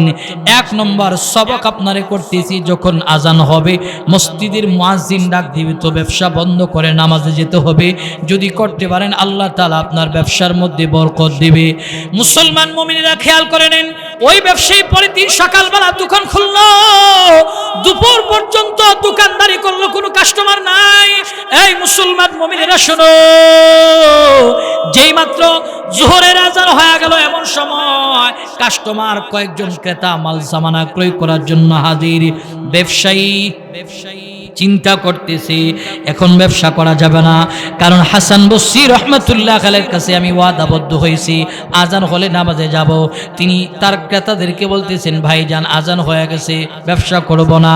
বলে, আসটি মাল সামানা খরিদ করার জন্য। বলে, না, আজান হয়েছে আপনারা শোনেন নাই, আমার মালিক আমারে ডাকতেছে, মালিকের কদমে সিজদা, এরপরে আমার কাজ, মালিকের কদমে সিজদা, এরপরে আমার ব্যবসা করব না। টান দিয়া শাটার বন্ধ করে নামাজের দিকে যাইতেছে, এমন সময় ওই যুবকের দোকানের পাশে একজন ইহুদির দোকান। ইহুদি চিন্তা করতেছে, সারা মাস সারা সপ্তাহ ভালো কাস্টমার আয় না, যেহেতু তার দোকানে 5টা কাস্টমার হাজির হয়েছে, মাল সামানা বিক্রি না কইরা নামাজে যাইতেছে, এর মতন নির্বুধ বোকা ব্যবসায়ের হয় না। মুসলমান মুমিনেরা শোনেন, নওজোয়ান মসজিদে গেছে, নামাজ আদায় করছে, নামাজ আদায় কইরা আসতে, নামাজ আদায় কইরা আসার পর দোকান খুলছে। ওই যে ইহুদি বেচারা ঠাট্টা মস্কারি করছে, বোকা নির্বোধ। কিন্তু দেখা গেল নামাজের পর এই নির্বোধের দোকানের ভিতরে কাস্টমারের উপচে বেলা ভিড় লেগে গেছে, বেচা কেনা ভালো হয়েছে। পরের দিন সকালবেলা হাসান বসরির দরবারে হাদিয়া নিয়ে হাজির হয়ে গেছে। হাসান, ব্যবসা ভালো হয়েছে জি শেখ, এই যে আপনার জন্য হাদিয়া আনলাম। হাসান বসরি রহমাতুল্লাহ আলাইহির কাছে এর আগে ইলহাম হয়ে গেছে, হাসান আপনার কাছে যেই শর্তে যুবক বায়াত গ্রহণ করেছিল, আমি রাব্বে কায়নাত তারে একটু পরীক্ষা করেছি। আজানের সময় তার দোকানে আল্লাহর কুদরতি ফেরেশতা কাস্টমার পাঠাইছে, তিনি বিক্রি না কইরা নামাজে গেছে। এই দৃশ্যটা আল্লাহ তাআলার কাছে পছন্দ হয়েছে। পরে যে তার দোকানে কাস্টমার বিরছে, বেচা কিনা হয়েছে, এটা আমি আল্লাহর পক্ষ থেকে পাঠানো কুদরতি ফেরেশতা। অতএব তার সঙ্গে আমার ব্যবসা করতে ভালো লাগে। যে আমার মালিকের কদমে সিজদা দেয়, আমি তার সঙ্গে ব্যবসা করেও মজা পাই। জোরে বলুন আল্লাহু আকবার। এই যুবক, তোর সাথে মালিক, আসমানের মালিক, ফেরেশতার মাধ্যমে বেচা কিনা করছে। অতএব এই ব্যবসায়ী ভাই, এই এলাকায় যারা ব্যবসা বাণিজ্য করেন, ছোট হোক বড় হোক, আরে রিজিকের জিম্মাদারি নিয়েছে কে? জোরে বলেন, ইমানের আওয়াজে বলেন। বিবাড়িয়ার মানুষ আওয়াজ দিয়ে বলেন, ইমানের আওয়াজে বলেন কে? আরো জোরে একদিন নিয়ে আল্লাহ বলেন, সুবহানাল্লাহ, আলহামদুলিল্লাহ, ওয়ালা ইলাহা ইল্লাল্লাহ, আল্লাহু আকবার। অতএব ব্যবসায়ী ভাই, ব্যবসার ভিতরে বরকত দিবে আল্লাহ। নামাজ ছাড়া যাবে না। আজান হয়েছে তো ইসলাম পরিপূর্ণ যদি পালন করে থাকেন, আকাইদের পরে, ইমানের পরে আকাইদ, 2 নম্বর হলো ইবাদত। ইবাদত নামাজ হলো, আমরা ওয়াক্তমত নামাজ আমাদের যাদের ফরজ হয়েছে নামাজ পড়তে হবে। একদিন চাইলেও আপনি 2 রাকাত নামাজ পড়ার সুযোগ পাবেন না, 2 রাকাত নামাজ পড়তে পারবেন না। যখন কবরে চলে যাবে 2 রাকাত নামাজের কত মূল্য তখন বুঝে আসবে। এখন বুঝে আসবে না যে আমি নামাজ পড়লাম, ফরজও পড়ি না, নফলও পড়ি না, 2 রাকাত নামাজে আমি দাঁড়াইতে চাই না। এখন বুঝে আসে না নামাজের গুরুত্ব, তখন বুঝে আসবে ময়দানে মাহশারে যখন আমলনামা টান দিবে, তখন বুঝে আসবে। আর ভাবে হালাল হারামের তমিজ করে আমরা বেচা কিনা করব, কিন্তু আমাদের অবস্থা হলো মুআমালা আমরা করি তো 1 নম্বরটাকে 2 নম্বরটাকে 1 নম্বর বলে মানুষকে আমরা বিক্রি করি, 3 নম্বরটাকে 2 নম্বর করে বিক্রি করি। এই যে মুআমালা করতেছেন, মানুষকে ধোঁকা দিতেছেন, আপনি আমি যে ধোঁকা দিতেছি, ধোঁকার সাগরে আছি, এর জন্য আপনি ইসলামের ভিতরে নাই। ইসলামের ভিতরে তখনই আপনি থাকবেন। 3 নম্বর কোয়ালিটি হলো মুআমালা একেবারে পাকসাফ হতে হবে, কাউকে ঠকানো যাবে না। কিন্তু বর্তমান পৃথিবীতে, বর্তমান আমাদের দেশে ঠকবাজদের খপ্পরে পড়ে আপন মানুষগুলি ধোঁকায় শিকার হয়। সম্মানিত সুধী, এর জন্য আল্লাহর পার্লামেন্টে জবাবদিহিতার কাঠগড়ায় দাঁড়াতে হবে। আপনি ইসলাম যদি পরিপূর্ণভাবে পালনই করেন, তাহলে মানুষকে ধোঁকা দেওয়া যাবে না। আল্লাহ রাসূল বলেন, মান গাশশা ফালাইসা মিন্না, যে আমার উম্মতকে ধোঁকা দেয় সে আমার উম্মতের অন্তর্ভুক্ত না, আমি তাকে উম্মত বলে স্বীকার করব না। সম্মানিত সুধী, কিয়ামতের ময়দানে রাসূল যদি উম্মত বলে স্বীকার না করে, আমাদের অবস্থাটা কেমন হবে? আমাদের অবস্থাটা কেমন হবে সেদিন? রাসূল যদি উম্মত বলে স্বীকার না করে। যারা ব্যবসা বাণিজ্য বেচা কিনা করেন, আপনাদের বেচা কিনাটা পিওর হওয়া চাই। আপনি বাজারে দুধ নিছেন, দুধের মধ্যে পানি মিশ্রিত করে মানুষকে ধোঁকা দিছেন। আপনি বাজারে কোনো পণ্য নিয়ে গেছেন, পণ্যটা খারাপ, আপনি ক্রেতাকে খারাপটা বলেই দিতে হবে, ভাই আমার জিনিসটা খারাপ, এত টাকা মূল্য, তোমার যদি পছন্দ হয় নাও, কিন্তু আপনি ধোঁকা দিয়েন না। সম্মানিত সুধী, আমরা কত রকমের ধোঁকা যে দিই। সিরা টাকাগুলি দিনে না চালাইতে বলে রাত্রেবেলা সিরা টাকাগুলি চালাই, ধোঁকা দিলেন। আপনি রাসূলের উম্মতের অন্তর্ভুক্ত হবেন না, আপনি ধোঁকা দিলেন। সম্মানিত সুধী, কিছু জিনিস দিনে বিক্রি করলে মানুষ স্পষ্ট দেখতে পায়, এই কারণে দোকানদাররা এটা রাত্রের জন্য সিলেক্ট করে যে রাত্রি বিক্রি করব, কারণ রাত্রি বিক্রি করলে অনেকেই দেখবে না। আপনি ধোঁকা দিলেন, ধোঁকা দিয়া হালাল নয় এই অর্থটা দিলেন, এটা হারাম হয়ে গেল। আপনি হালাল লোকমা নিজের আপন সন্তানদের খাওয়ান, হারামটা খাওয়ায়েন না। কিন্তু আমরা আজকে নিজের আখিরাত বরবাদ করে ছেলে মেয়েরে খাওয়াইতেছি, নিজে মানুষকে ধোঁকা দিয়া ছেলে মেয়েরে খাওয়াইতেছি। এই ছেলে মেয়ে কিয়ামতের ময়দানে আমার জন্য একজন এক দিয়া সহযোগিতা করবে না। সেদিন বুঝে আসবে কার জন্য আমি ধোঁকার সাগরে ছিলাম, কার জন্য ছিলাম। এই যে ছেলে মেয়ে, আপন আত্মীয় স্বজন দেখেন, কেউ আপন না। সম্মানিত সুধী, কেউ আপন না। সম্মানিত সুধী, কেউ আপন না। সবাই আমাকে মহব্বত করে কেবলমাত্র শুধুমাত্র একটা জিনিসের জন্য, সেটা হলো যখন আমার প্রাণবায়ুটা দেহ পিঞ্জিরার ভিতরে থাকে, সন্তানের কাছে আমি দামি বাবা, মেয়ের কাছে দামি বাবা, বিবির কাছে সবচেয়ে বেস্ট ফার্স্ট স্বামী, সম্মানিত শুধু আপন আত্মীয় স্বজনের কাছে আমি প্রিয় মানুষ, যখন আমার প্রাণবায়ুটা বের হয়ে যায়, প্রাণবায়ুটা বের হওয়ার পর ইলান হয়, চতুর্দিকে ইলান হয়, আপন আত্মীয় স্বজন আসে, যে বিবির সাথে 50 বছর কাটাইছেন, এই বিবিও বলবে না 1 ঘন্টা রেখে দাও, যে সন্তানের জন্য 9-6 বানাইছেন, 9-6 করছেন, 1-2 নম্বরে 1 নম্বর করে সাপ্লাই দিয়েছেন, মানুষকে ঢুকা দিয়েছেন, এই সন্তানে বলবে না আরো 10 মিনিট রেখে দাও। সব আত্মীয় স্বজন আসবে, আয়েশা জানাজার নামাজের একটা টাইম সিলেক্ট করবে, সিলেক্ট করে প্রতিটা মসজিদে মসজিদে ইলান দিবে, যার যার দায়িত্বগুলি বন্টন করবে। কেউ যাবে বাঁশবাগানে বাঁশ আনার জন্য, কেউ যাবে কাফন আনার জন্য, কেউ যাবে কবর খনন করার জন্য, কেউ যাবে গরম পানি করার জন্য। সবাই যার যার কাজগুলিকে বন্টন করবে। কেউ চুলায় আগুন ধরাইবে, কেউ শস্য দান আনবে, কেউ বড়ই পাতা ছিটতে যাবে। এইভাবে কিছু মানুষ তার দায়িত্ব বন্টন করে নিয়ে কমপ্লিট আমাকে গোসল করে সাদা কাফনে মোড়ায়া কবরে রাখবে। কবরে রাখার পর 3 মুষ্টি মাটি দেয়া সবাই চলে আসবে। আপনি মনে করতেছেন আহারে আমি না থাকলে আমার ফ্যামিলির সদস্যরা কেমনে চলবো? মুরব্বী বাবা যারা এই চিন্তা করতেছেন শোনেন, ফ্যামিলির সবাই চলবে, 3 দিন তারা শোক পালন করবে, 3 দিন পর এদের চুলায় আগুন ধরবে, এরাও আনন্দ ফুর্তি করে পোলাও কুরমা খাবে, আমাকে যার যার ঘরে সবাই তার মতন করে চলবে, আমাকে কেবলমাত্র কবরে শোয়াইছে। তো যাদেরকে প্রতিষ্ঠিত করার জন্য 9 বানান, কেউ আমার কবরে গেল না, কেউ আমার কবরে হিসাব দিবে না, কেউ ময়দানে মাহশারে হিসাব দিবে না, তাহলে এদের জন্য কেন আমি 9 বানায় আখিরাত বরবাদ করব? সবচেয়ে নির্বুদ্ধির আর বোকা তো তারা যারা প্রতিষ্ঠিত করার জন্য, ফ্যামিলির শান্তির সুখের জন্য দুর্নীতি করে 9 বানায়া নিজের আখিরাত বরবাদ করতেছে। সবচেয়ে বোকা তারা। এই কারণে বেচা কিনা লেনদেন এইগুলি স্বচ্ছ হওয়া চাই, মুআমালা স্বচ্ছ হওয়া চাই। সম্মানিত শুধু স্পট আছে আপনার মালের, এটা বইলা দিবেন। স্পট আছে মালের, এটা বইলা দিবেন। ইমাম আজম আবু হানিফা রহমাতুল্লাহি আলাইহি ইমামুদ দুনিয়া, তিনি কিন্তু ব্যবসা করতেন। ব্যবসা বাণিজ্য করা নবী রাসূলদের সুন্নাত। আল্লাহ রাসূল সাল্লাল্লাহু আলাইহি ওয়াসাল্লাম বলেন আত-তাজিরু সুদুকুল আমিন মা'আন নাবিয়্যিন ওয়া সিদ্দিকিন ওয়াশ শুহাদা'i ওয়াস সালিহিন। যারা সত্যিকার অর্থ ব্যবসায়ী তারা নবীদের সাথে আল্লাহর জান্নাতে যাবে, শুহাদা ইকরাম সালিহিন এদের সাথে আল্লাহর জান্নাতে যাবে।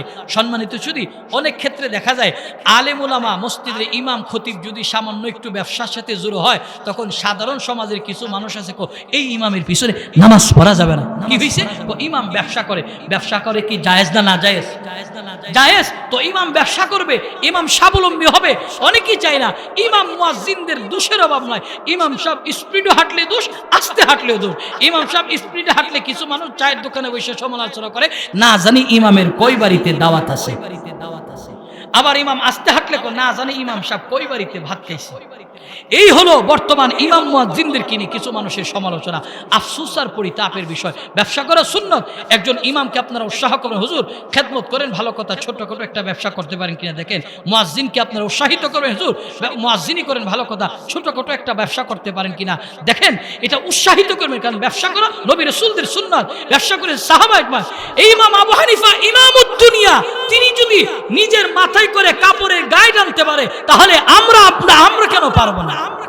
ইমামুদ দুনিয়া ইমাম আজম আবু হানিফা রাহমাতুল্লাহি আলাইহি, ইনি ওনার দোকানে কাপড় আনছে সিরিয়া থেকে। কাপড় আইনা একটা কাপড় স্পট আছে, কর্মচারীরা বইলা গেছে দেখো এই কাপড়টা বিক্রি করার সময় ক্রেতাকে বলবা এটার মধ্যে স্পট আছে, যদি তার মন মতো হয় সে নিবে, আর না হয় এটা কিন্তু অজান্তে বিক্রি করিও না, কারো ঠকা দিও না।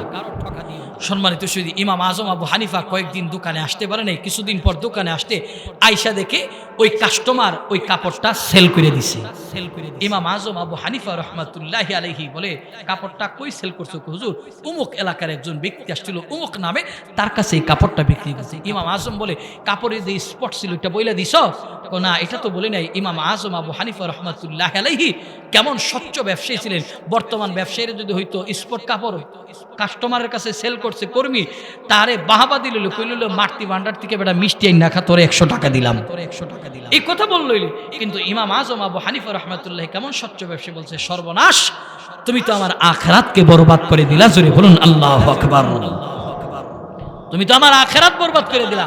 ইমাম আজম আবু হানিফা রাহমাতুল্লাহ আলাইহি, ইমামুদ দুনিয়া ইমাম আজম আবু হানিফা রাহমাতুল্লাহ আলাইহি নাম ঠিকানা এলাকার এরিয়া নিয়া ইমাম আজম তালাশ করতে বের হয়ে গেলেন। যে স্পট কাপড়টা কার কাছে বিক্রি করা হলো। মুসলমান মুমিনেরা খেয়াল করেন, ইমাম আজম খুঁজতে খুঁজতে খুঁজতে খুঁজতে ওই এলাকায় গেল, তারে বের করেছে, বের করে বলতেছে, শোনো, তুমি আমার দোকান থেকে অমুক দিন অমুক তারিখে একটা কাপড় খরিদ করছো। হ্যাঁ, আমি সেই দোকানের মালিক, আমার নাম আবু হানিফা। অতএব শোনো, তুমি যে কাপড়টা আনছো কাপড়টা একটু তালিযুক্ত কাপড়, আমার কর্মীরা তোমার কাছে কাপড়টা সেল করে দিয়েছে, তারা বলতে মনে নাই।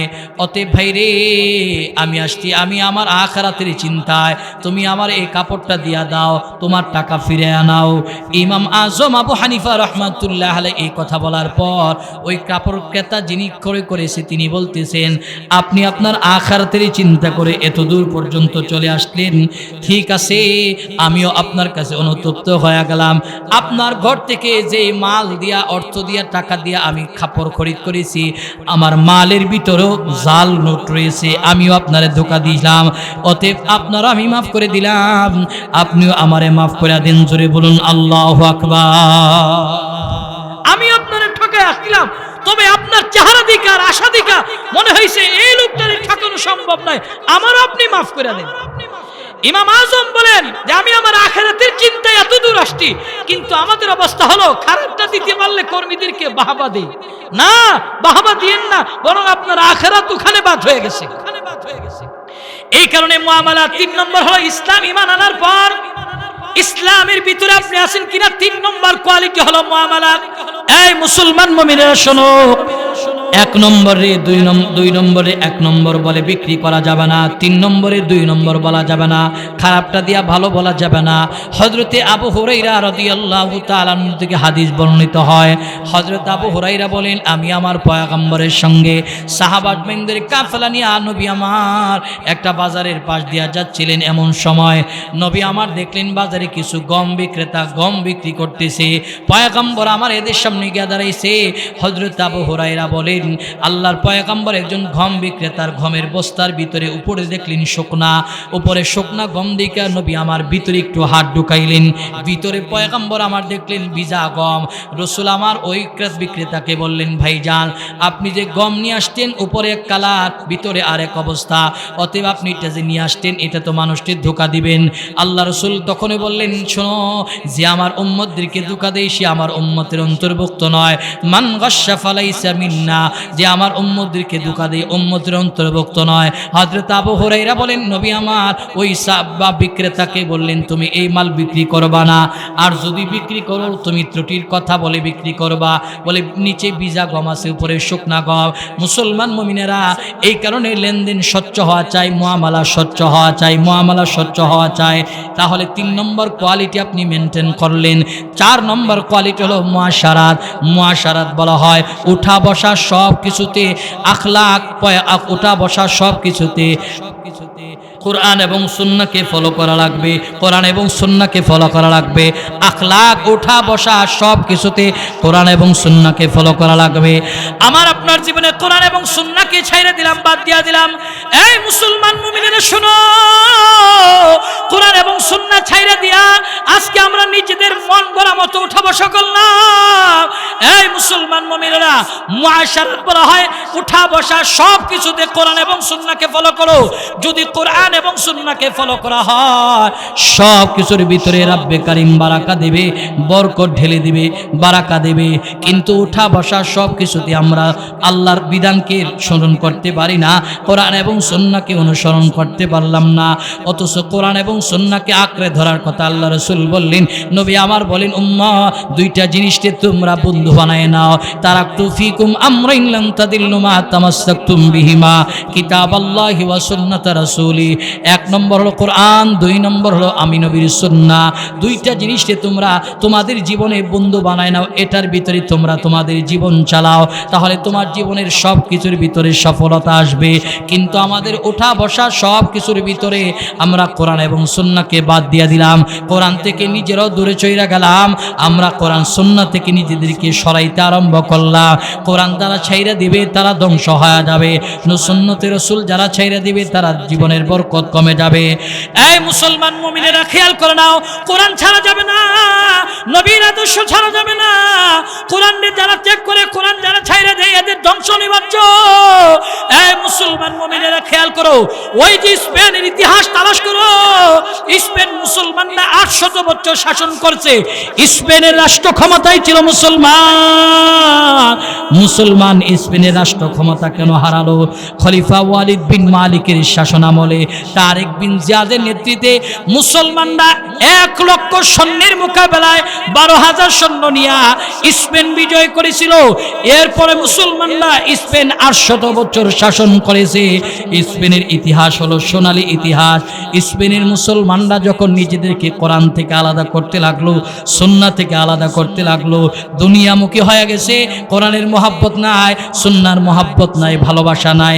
স্পেনের মুসলমানরা যখন কোরআন বলতে আরম্ভ করলো, এরপরে ইতিহাস ভয়ঙ্কর ইতিহাস। রানী ইসাবেলার শাসন আমলে 7 লক্ষ মুসলমানদেরকে একসাথে একই জায়গায় আবদ্ধ কইরা পুরায়া হত্যা করেছে। এরপর থেকে মুসলমানরা স্পেনের শাসন ক্ষমতা হারাইছে। মুসলমানরা চাইলে শাসন ক্ষমতা ধরে রাখতে পারত যদি কোরআন এবং সুন্নাহকে তারা আঁকড়ে ধরে রাখতো। এই মুসলমানরা, আজকে আমার আপনার ঘরের ভিতরে কোরআন আছে, কোরআনের মহব্বত নাই, কোরআনের উপরে 1 ইঞ্চি সম পরিমাণ ময়লা আবর্জনা জমে আছে, তার যত্ন নাই। কোরআনকে আমরা ধরি সোয়াদে, 1 বছর পর রমাদানুল কারিম আসলে কোরআনটারে তালাশ করে দেয়া দেখি কোরআনের উপরে ময়লা আবর্জনা স্তূপ জমে আছে।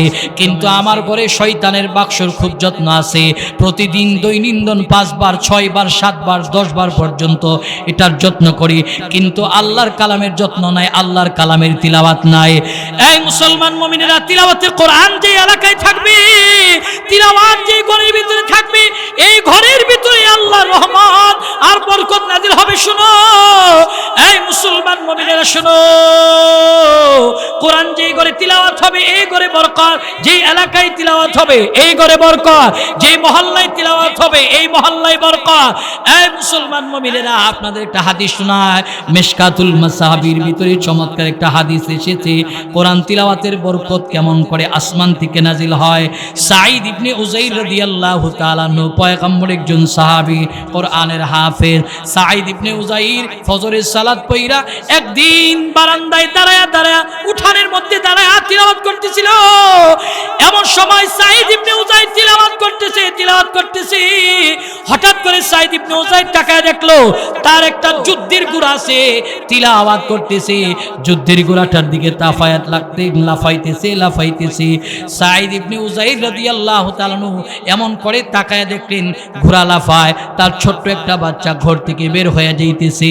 সাঈদ ইবনে উযাইর চিন্তা করলেন যদি ঘোড়াটা সইটা বাচ্চারে আক্রমণ করে, তিনি তিলাওয়াত বন্ধ কইরা তার বাচ্চাটারে ঘরের ভিতরে দিয়ে আসলেন। ঘর থেকে দিয়া সাঈদ ইবনে উযাইর দরজার চৌকাঠের সামনে যখন দাঁড়াইছে, আসমানের দিকে তাকাইছে, তাকায়া দেখলেন আকাশে থেকে একটা মেঘের খণ্ড সাঈদ ইবনে উযাইরের বাড়ির দিকে নেমে আসতেছে। জোরে বলুন আল্লাহু আকবার। সাঈদ ইবনে উযাইর রাদিয়াল্লাহু তাআলা এই দৃশ্য দেখা দৌড়ায়া পয়গম্বরের কাছে হাজির হয়ে গেল। নবী আমার হাজির হয়ে আল্লাহ রাসূল সাঈদ ইবনে উযাইর এই ঘটনা খুলে বলতেছে, পয়গম্বর আজীব এক ঘটনা দেখেছি। কি ঘটনা বলো? নবী আমার, আজকে আমি যখন তিলাওয়াত করতেছিলাম আমার যুদ্ধের ঘোড়া লাফাইতেছিল, আমার বাচ্চারা ঘর থেকে বের হয়েছিল।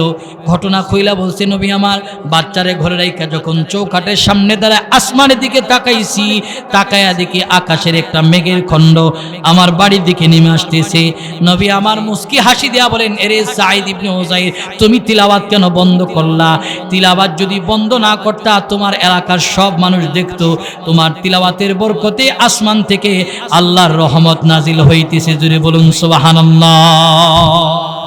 তিলাওয়াতে কোরআন আমাদের এলাকার ভিতরে নাই, ঘরের ভিতরে নাই, বাড়ির ভিতরে নাই। সম্মানিত শুধু এই কোরআন থেকে আমরা আলাদা হয়ে গেলাম। এই কারণে আমাদের এই হালাত, সম্মানিত শুধু এই কারণে ইসলাম, কোরআন এবং সুন্নাহকে আমরা মুআশারাত করতে গিয়া কোরআন এবং সুন্নাহ আল্লাহর বিধি বিধানকে আমরা ফলো করব, যে এখানে কি নিষেধ আছে, এখানে কি আদেশ আছে, এইগুলিকে আমরা আমরা ফলো করব। সম্মানিত শুধু তাহলে আপনি ইসলামের ভিতরে আছেন কিনা 4 নম্বর কোয়ালিটি আপনার মেনটেন করা হলো। সম্মানিত শুধু 5 নম্বর কোয়ালিটি হলো আখলাক।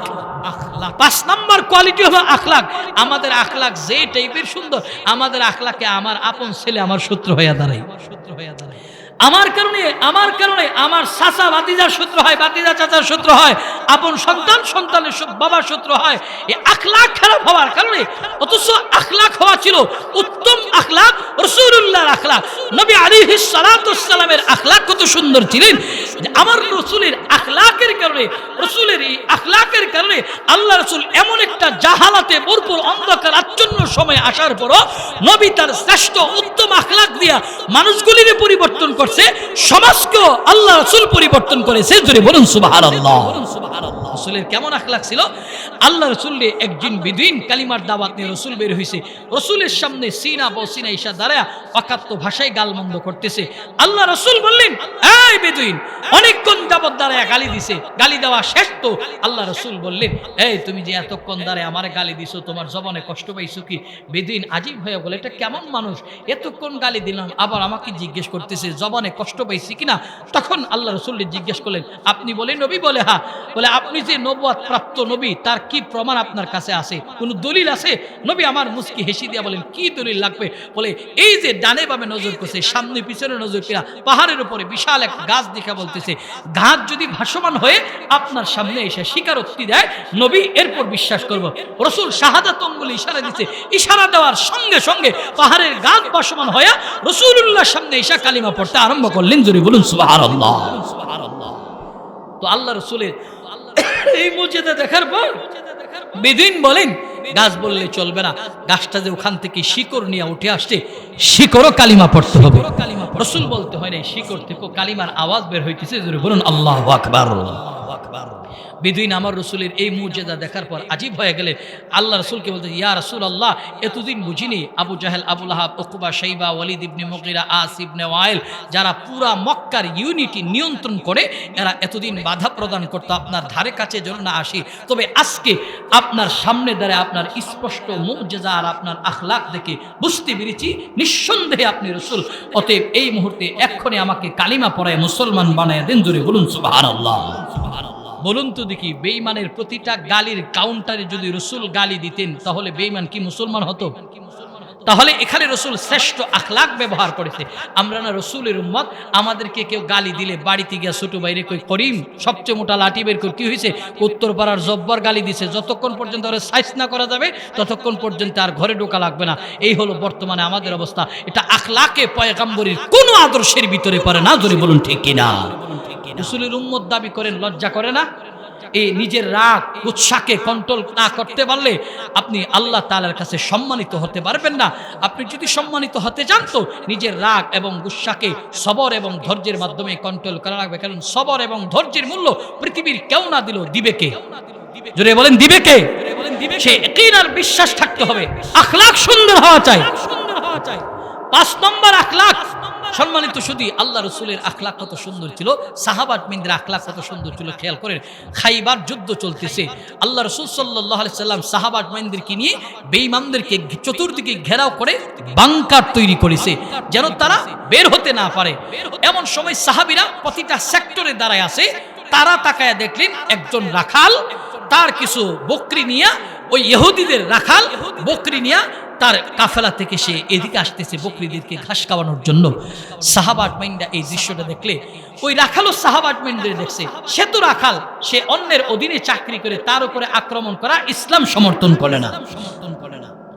সম্মানিত শুধু ইসলাম সমর্থন করে না। সাহাবাত বাইনদের কাছে আসছে, আয়েশা বলে, তোমরা কারা? আমরা সাহাবী। সাহাবী কারা? আমরা একজনের সহচর। সহচর কার সহচর? আমরা যাদের সহচর তিনি হলেন আসমান জমিন যার জন্য বানাইছে, কুল কায়নাত বানাইছে, তোমাকে আমাকে বানাইছে, তিনি হলেন মুহাম্মদুর রাসূলুল্লাহ সাল্লাল্লাহু আলাইহি ওয়াসাল্লাম। আমরা তার সহচর। বলে তোমরা যার সহচর উনি কোথায় আছে? উনাকে একটু দেখার প্রয়োজন। বলে উনি একজন সাহাবী যার নাম এসেছে আব্দুল্লাহ ইবনে আমির রাদিয়াল্লাহু তাআলা, তিনি তার শাহাদাত আঙ্গুলি দ্বারা ইশারা দিছে। ওই যে তাঁবুটা টানানো দেখা যায়, ওই তাঁবুর ভিতরেই আমরা যার সহচর তিনি আরাম করতেছেন। ওই রাখাল কাফেলা এদের কাছ থেকে ওই তাঁবুর কাছে গেছে। যাওয়ার পর তাঁবুতে একটু কাপড়টা সরাইছে, এমনি আল্লাহ রাসূল তাকে দেখলেন। দেখে রাসূল তার জিজ্ঞাসা করলেন, কে তুমি? আমি ইহুদিদের রাখাল। কি জন্য আসতো? বলে, আমি আপনাকে কেবল শুনেছি আপনার সহচরদের কাছ থেকে আপনি এখানে আসেন, আপনাকে দেখার জন্য আসছি। যার জন্য আল্লাহ তাআলা পুরা পৃথিবী বানাইছে তিনি নাকি এখানে আসে, ওনাকে দেখার জন্য আসছে। উনি নাকি তাদের দলপতি, লিডার, ওনাকে দেখার জন্য আসছে। আল্লাহ রাসূল সাল্লাল্লাহু আলাইহি সাল্লাম তার দিকে তাকায় রয়েছে, রাখাল রসুলের দিকে তাকায় রয়েছে। রসুলের চেহারার দিকে রাখাল তাকায়া আল্লাহ রসুলের প্রতি তার দিল মায়েল হইতেছে, দিল আকৃষ্ট হইতেছে, রসুলের প্রতি মহব্বত জমা হইতেছে। যত কথা কয়, যত প্রশ্ন করে, রসুল সুন্দর করে মুচকি হাসি দিয়া উত্তর দেই, জোরে বলুন আল্লাহু আকবার। আর আমাদেরকে যদি চাচা এটা কি হইছে, কয়টা এমন হইছে, এইভাবে কয়। আবার যদি চাচা এটা কেমন, এই হলো আমাদের আখলাক। কিন্তু না, আল্লাহ রসুলকে যতবার প্রশ্ন করতেছে রসুল ততবার মুচকি হাসি দিয়া জবাব দিতেছেন, জোরে বলুন আল্লাহু আকবার। এই রাখাল এই দৃশ্য দেখা আল্লাহ রসুলের দিকে আকৃষ্ট হয়ে গেছে। তখন বলতেছে, আপনারা কিসের জন্য আসছেন? এক আল্লাহর দাওয়াত দেই, কালিমার দাওয়াত দেই, মানুষকে ইসলামের দিকে ডাকি। এই মুসলমান মুমিনেরা খেয়াল করেন, আল্লাহর পয়গম্বর আমার বললেন আমরা কালিমার দাওয়াত দেই, এক আল্লাহর দাওয়াত দেই। মুসলমান মুমিনেরা তখন রাখাল বললেন, কালিমা পড়লে যদি আমি কালিমা গ্রহণ করি তাহলে আমার অবস্থাটা কোথায় যাবে? নবী আমার বলে, শোনো, তুমি যদি কালিমা পড়ো তোমার স্থানটা সরাসরি আমি আল্লাহ রসুলের সিনায় হবে, আমি আল্লাহ রসুলের বুকে হবে। জোরে বলুন সুবহানাল্লাহ। তোমার স্থান না আমার বুকে হবে, বুকে। আল্লাহর নবীর সঙ্গে কথা বলে প্রেম জমে গেল, ভাব জমে গেল, ভালোবাসা জন্ম হলো। এই মুসলমান মুমিনেরা শুনো, ওই ইহুদিদের রাখাল আল্লাহ রসুলের সঙ্গে কথা বলতে বলতে বলতে বলতে বলে, ইয়া রাসূলুল্লাহ আর ওই দিকে ফিরবো না, আপনার আখলাক আর ব্যবহার দিকে আকৃষ্ট হয়ে গেছে, আমার এই কালিমা পড়ায় মুসলমান বানায়া দেন। নবীর হাতে রাখাল মুসলমান হয়েছে আল্লাহ রসুলের ব্যবহার দিকা। নবীর হাতে মুসলমান হওয়ার পর আল্লাহর পয়গম্বরকে রাখাল বলতেছি, ইয়া রাসূলুল্লাহ আমার কাছে অনেকগুলি বকরি আছে, এটা বেঈমানদের রাখা আমানত, আমি রাখালি করি, এইগুলি এখন আপনারা রাইখা দেন। নবী আমার কেমন ইনসাফ বলা ছিলেন। রসুল বললেন, না, এটা তাদের আমানত, তাদের কাছে পৌঁছায়া দাও, যেটা আমাদের জন্য গনিমত হতে পারে না। এই মাল, যে মাল স্বেচ্ছায় তুমি রাখালি করার জন্য নিয়ে বের হইছো, এটা আমাদের জন্য গনিমত হতে পারে না, ইসলাম এটাকে সমর্থন করে না, তুমি মাল ফিরিয়ে দিয়ে আসো। এই মুসলমান মুমিনেরা আল্লাহ রসুলের আদেশে মাল ফিরিয়ে দিয়ে আসলেন। ফিরিয়ে দিয়ে নবীর কাছে আসতে আইসা বলেন, ইয়া রাসূলুল্লাহ এখন আমার কি কাজ? আল্লাহর নবী বলেন, এখন তো নামাজের ওয়াক্ত না, তোমার নামাজের কথা বলবো। এখন তো রমাজানুল কারিম না, তোমার রোজা রাখার কথা বলবো। তোমার তো মাল নাই, তোমারে হজ করার কথা বলবো। তোমার তো মাল নাই, যাকাত দেওয়ার কথা বলবো।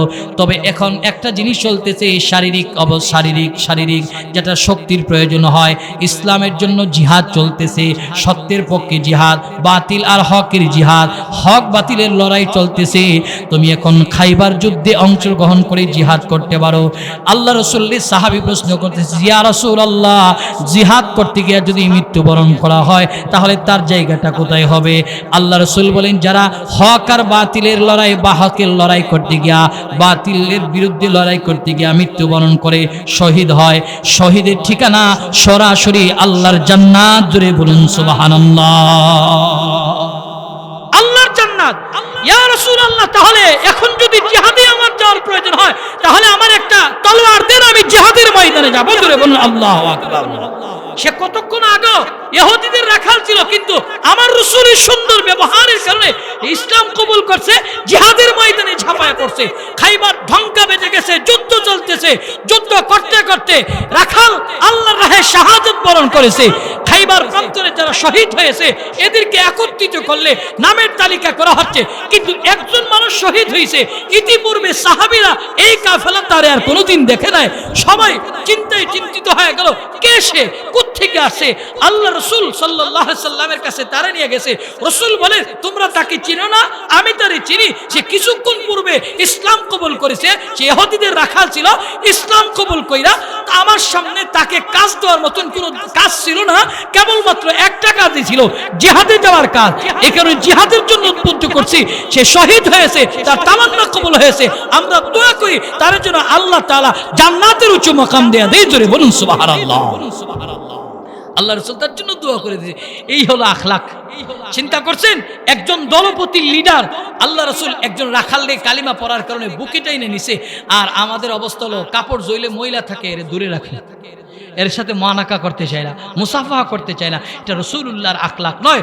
সম্মানিত যদি আখলাক হওয়া চাই এমন, সবাইকে বুকে টেনে নিতে হবে, এমন একটা জীবন আমাকে গঠন করতে হবে যেন আমি মারা যাওয়ার পর সবাই আমার জন্য নাজাতের দোয়া করে, কল্যাণের দোয়া করে। আর এমন একটা জীবন আপনি গঠন করছেন, মরে যাওয়ার পর কিছু সংখ্যক মানুষকে আল্লাহ এ যে মরছে, হে যে মরছে ভালো হয়েছে, কারণ মানুষকে পুরাইতে পুরাইতে কলিজাটা অঙ্গার করে ফেলছে। হে যে মরছে, যেমন করে শেখ হাসিনা 16 বছর উলামা ইকরামরে জ্বালাইতে জ্বালাইতে কলিজাটা অঙ্গার করে ফেলছে। উম্মতের শ্রেষ্ঠ বুজুর্গ আলেমদেরকে কারাগারের বারান্দায় বারান্দায়, কোর্টের বারান্দায় বারান্দায় ঘুরাইছে। আলেম উলামা ধৈর্য ধারণ করছে, সবর করছে, আল্লাহ তাআলার কাছে দোয়া করছে। আলেম উলামার রক্ত এবং চোখের পানি বিতা যায় না। শেখ হাসিনা চাইছিল 2040, আল্লাহ বলেন 2024-এর 5 আগস্ট ক্ষমতা শেষ, কারণ ক্ষমতার মালিক একমাত্র আল্লাহ, একচ্ছত্র ক্ষমতার মালিক আল্লাহ। আন্নাল কুওয়াতা লিল্লাহি জামিয়া, একচ্ছত্র ক্ষমতার মালিক আল্লাহ, মুলকের মালিক আল্লাহ। আল্লাহ বলেন তাবারাকাল্লাযী বিয়াদিহিল মুলক ওয়া হুয়া আলা কুল্লি শাইইন কাদির। মুলকের মালিক আমি আল্লাহ, তোমরা যারা আছো মুলকের রাখাল, রাখালি পায়া যারা বান্দরামি করো, আমি আল্লাহ 40 মিনিটও তোমাদের সময় দিব না, এর আগে তোমারে সাইজ করে ফেলবো। জোরে বলুন ঠিক কি না?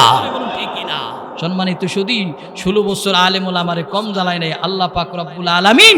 উলামা ইকরামের চোখের পানি আর কষ্ট আল্লাহর আরশ পর্যন্ত পৌঁছেছে, এই কারণে এই পরিণত হয়েছে। এখন কিছু মানুষ স্বজন প্রীতি, ওই দিন এক জায়গায় কথা বলতে গেলাম, হুজুর আওয়ামী লীগ নিয়ে কিছু কইেন না, আওয়ামী লীগ নিয়ে কইব না কেন, যারা জালেম এদের কথা মানুষকে বলতে হবে, কারণ আল্লাহ পাক রব্বুল আলামিন কোরআনে জালেমদের কথা আনছেন না আনে নাই।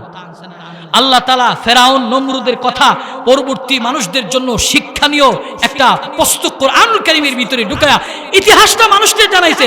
ঠিক আমি তো মনে করি আমাদের দেশে যারা কলামিস্ট আছে, লেখক আছে, গবেষক আছে, এরা স্বৈরাচারী আওয়ামী লীগের যে কর্মকাণ্ডগুলি আছে একটা একটা করে প্রবন্ধ লিখে, বই লিখে লিখে পরবর্তী প্রজন্মকে বলতে হবে যে এই আওয়ামী লীগের নাম গন্ধ যেন এই বাংলাদেশে না থাকে। না ধরে বলুন ঠিক কিনা?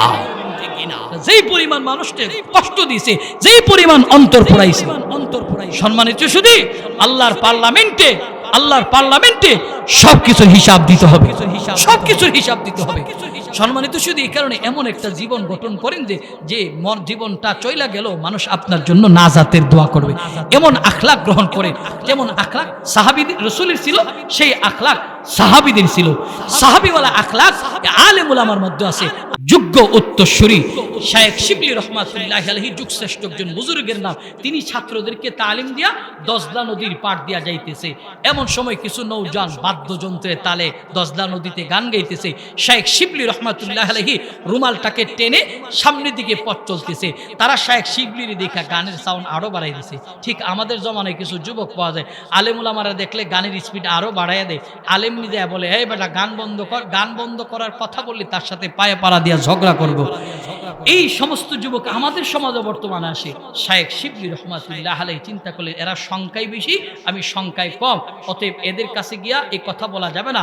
ইনি রুমাল টান দিয়া চইলা দিতেছে, আর তারা শায়েখ শিবলির দিকা গানের আওয়াজ বাড়াইছে।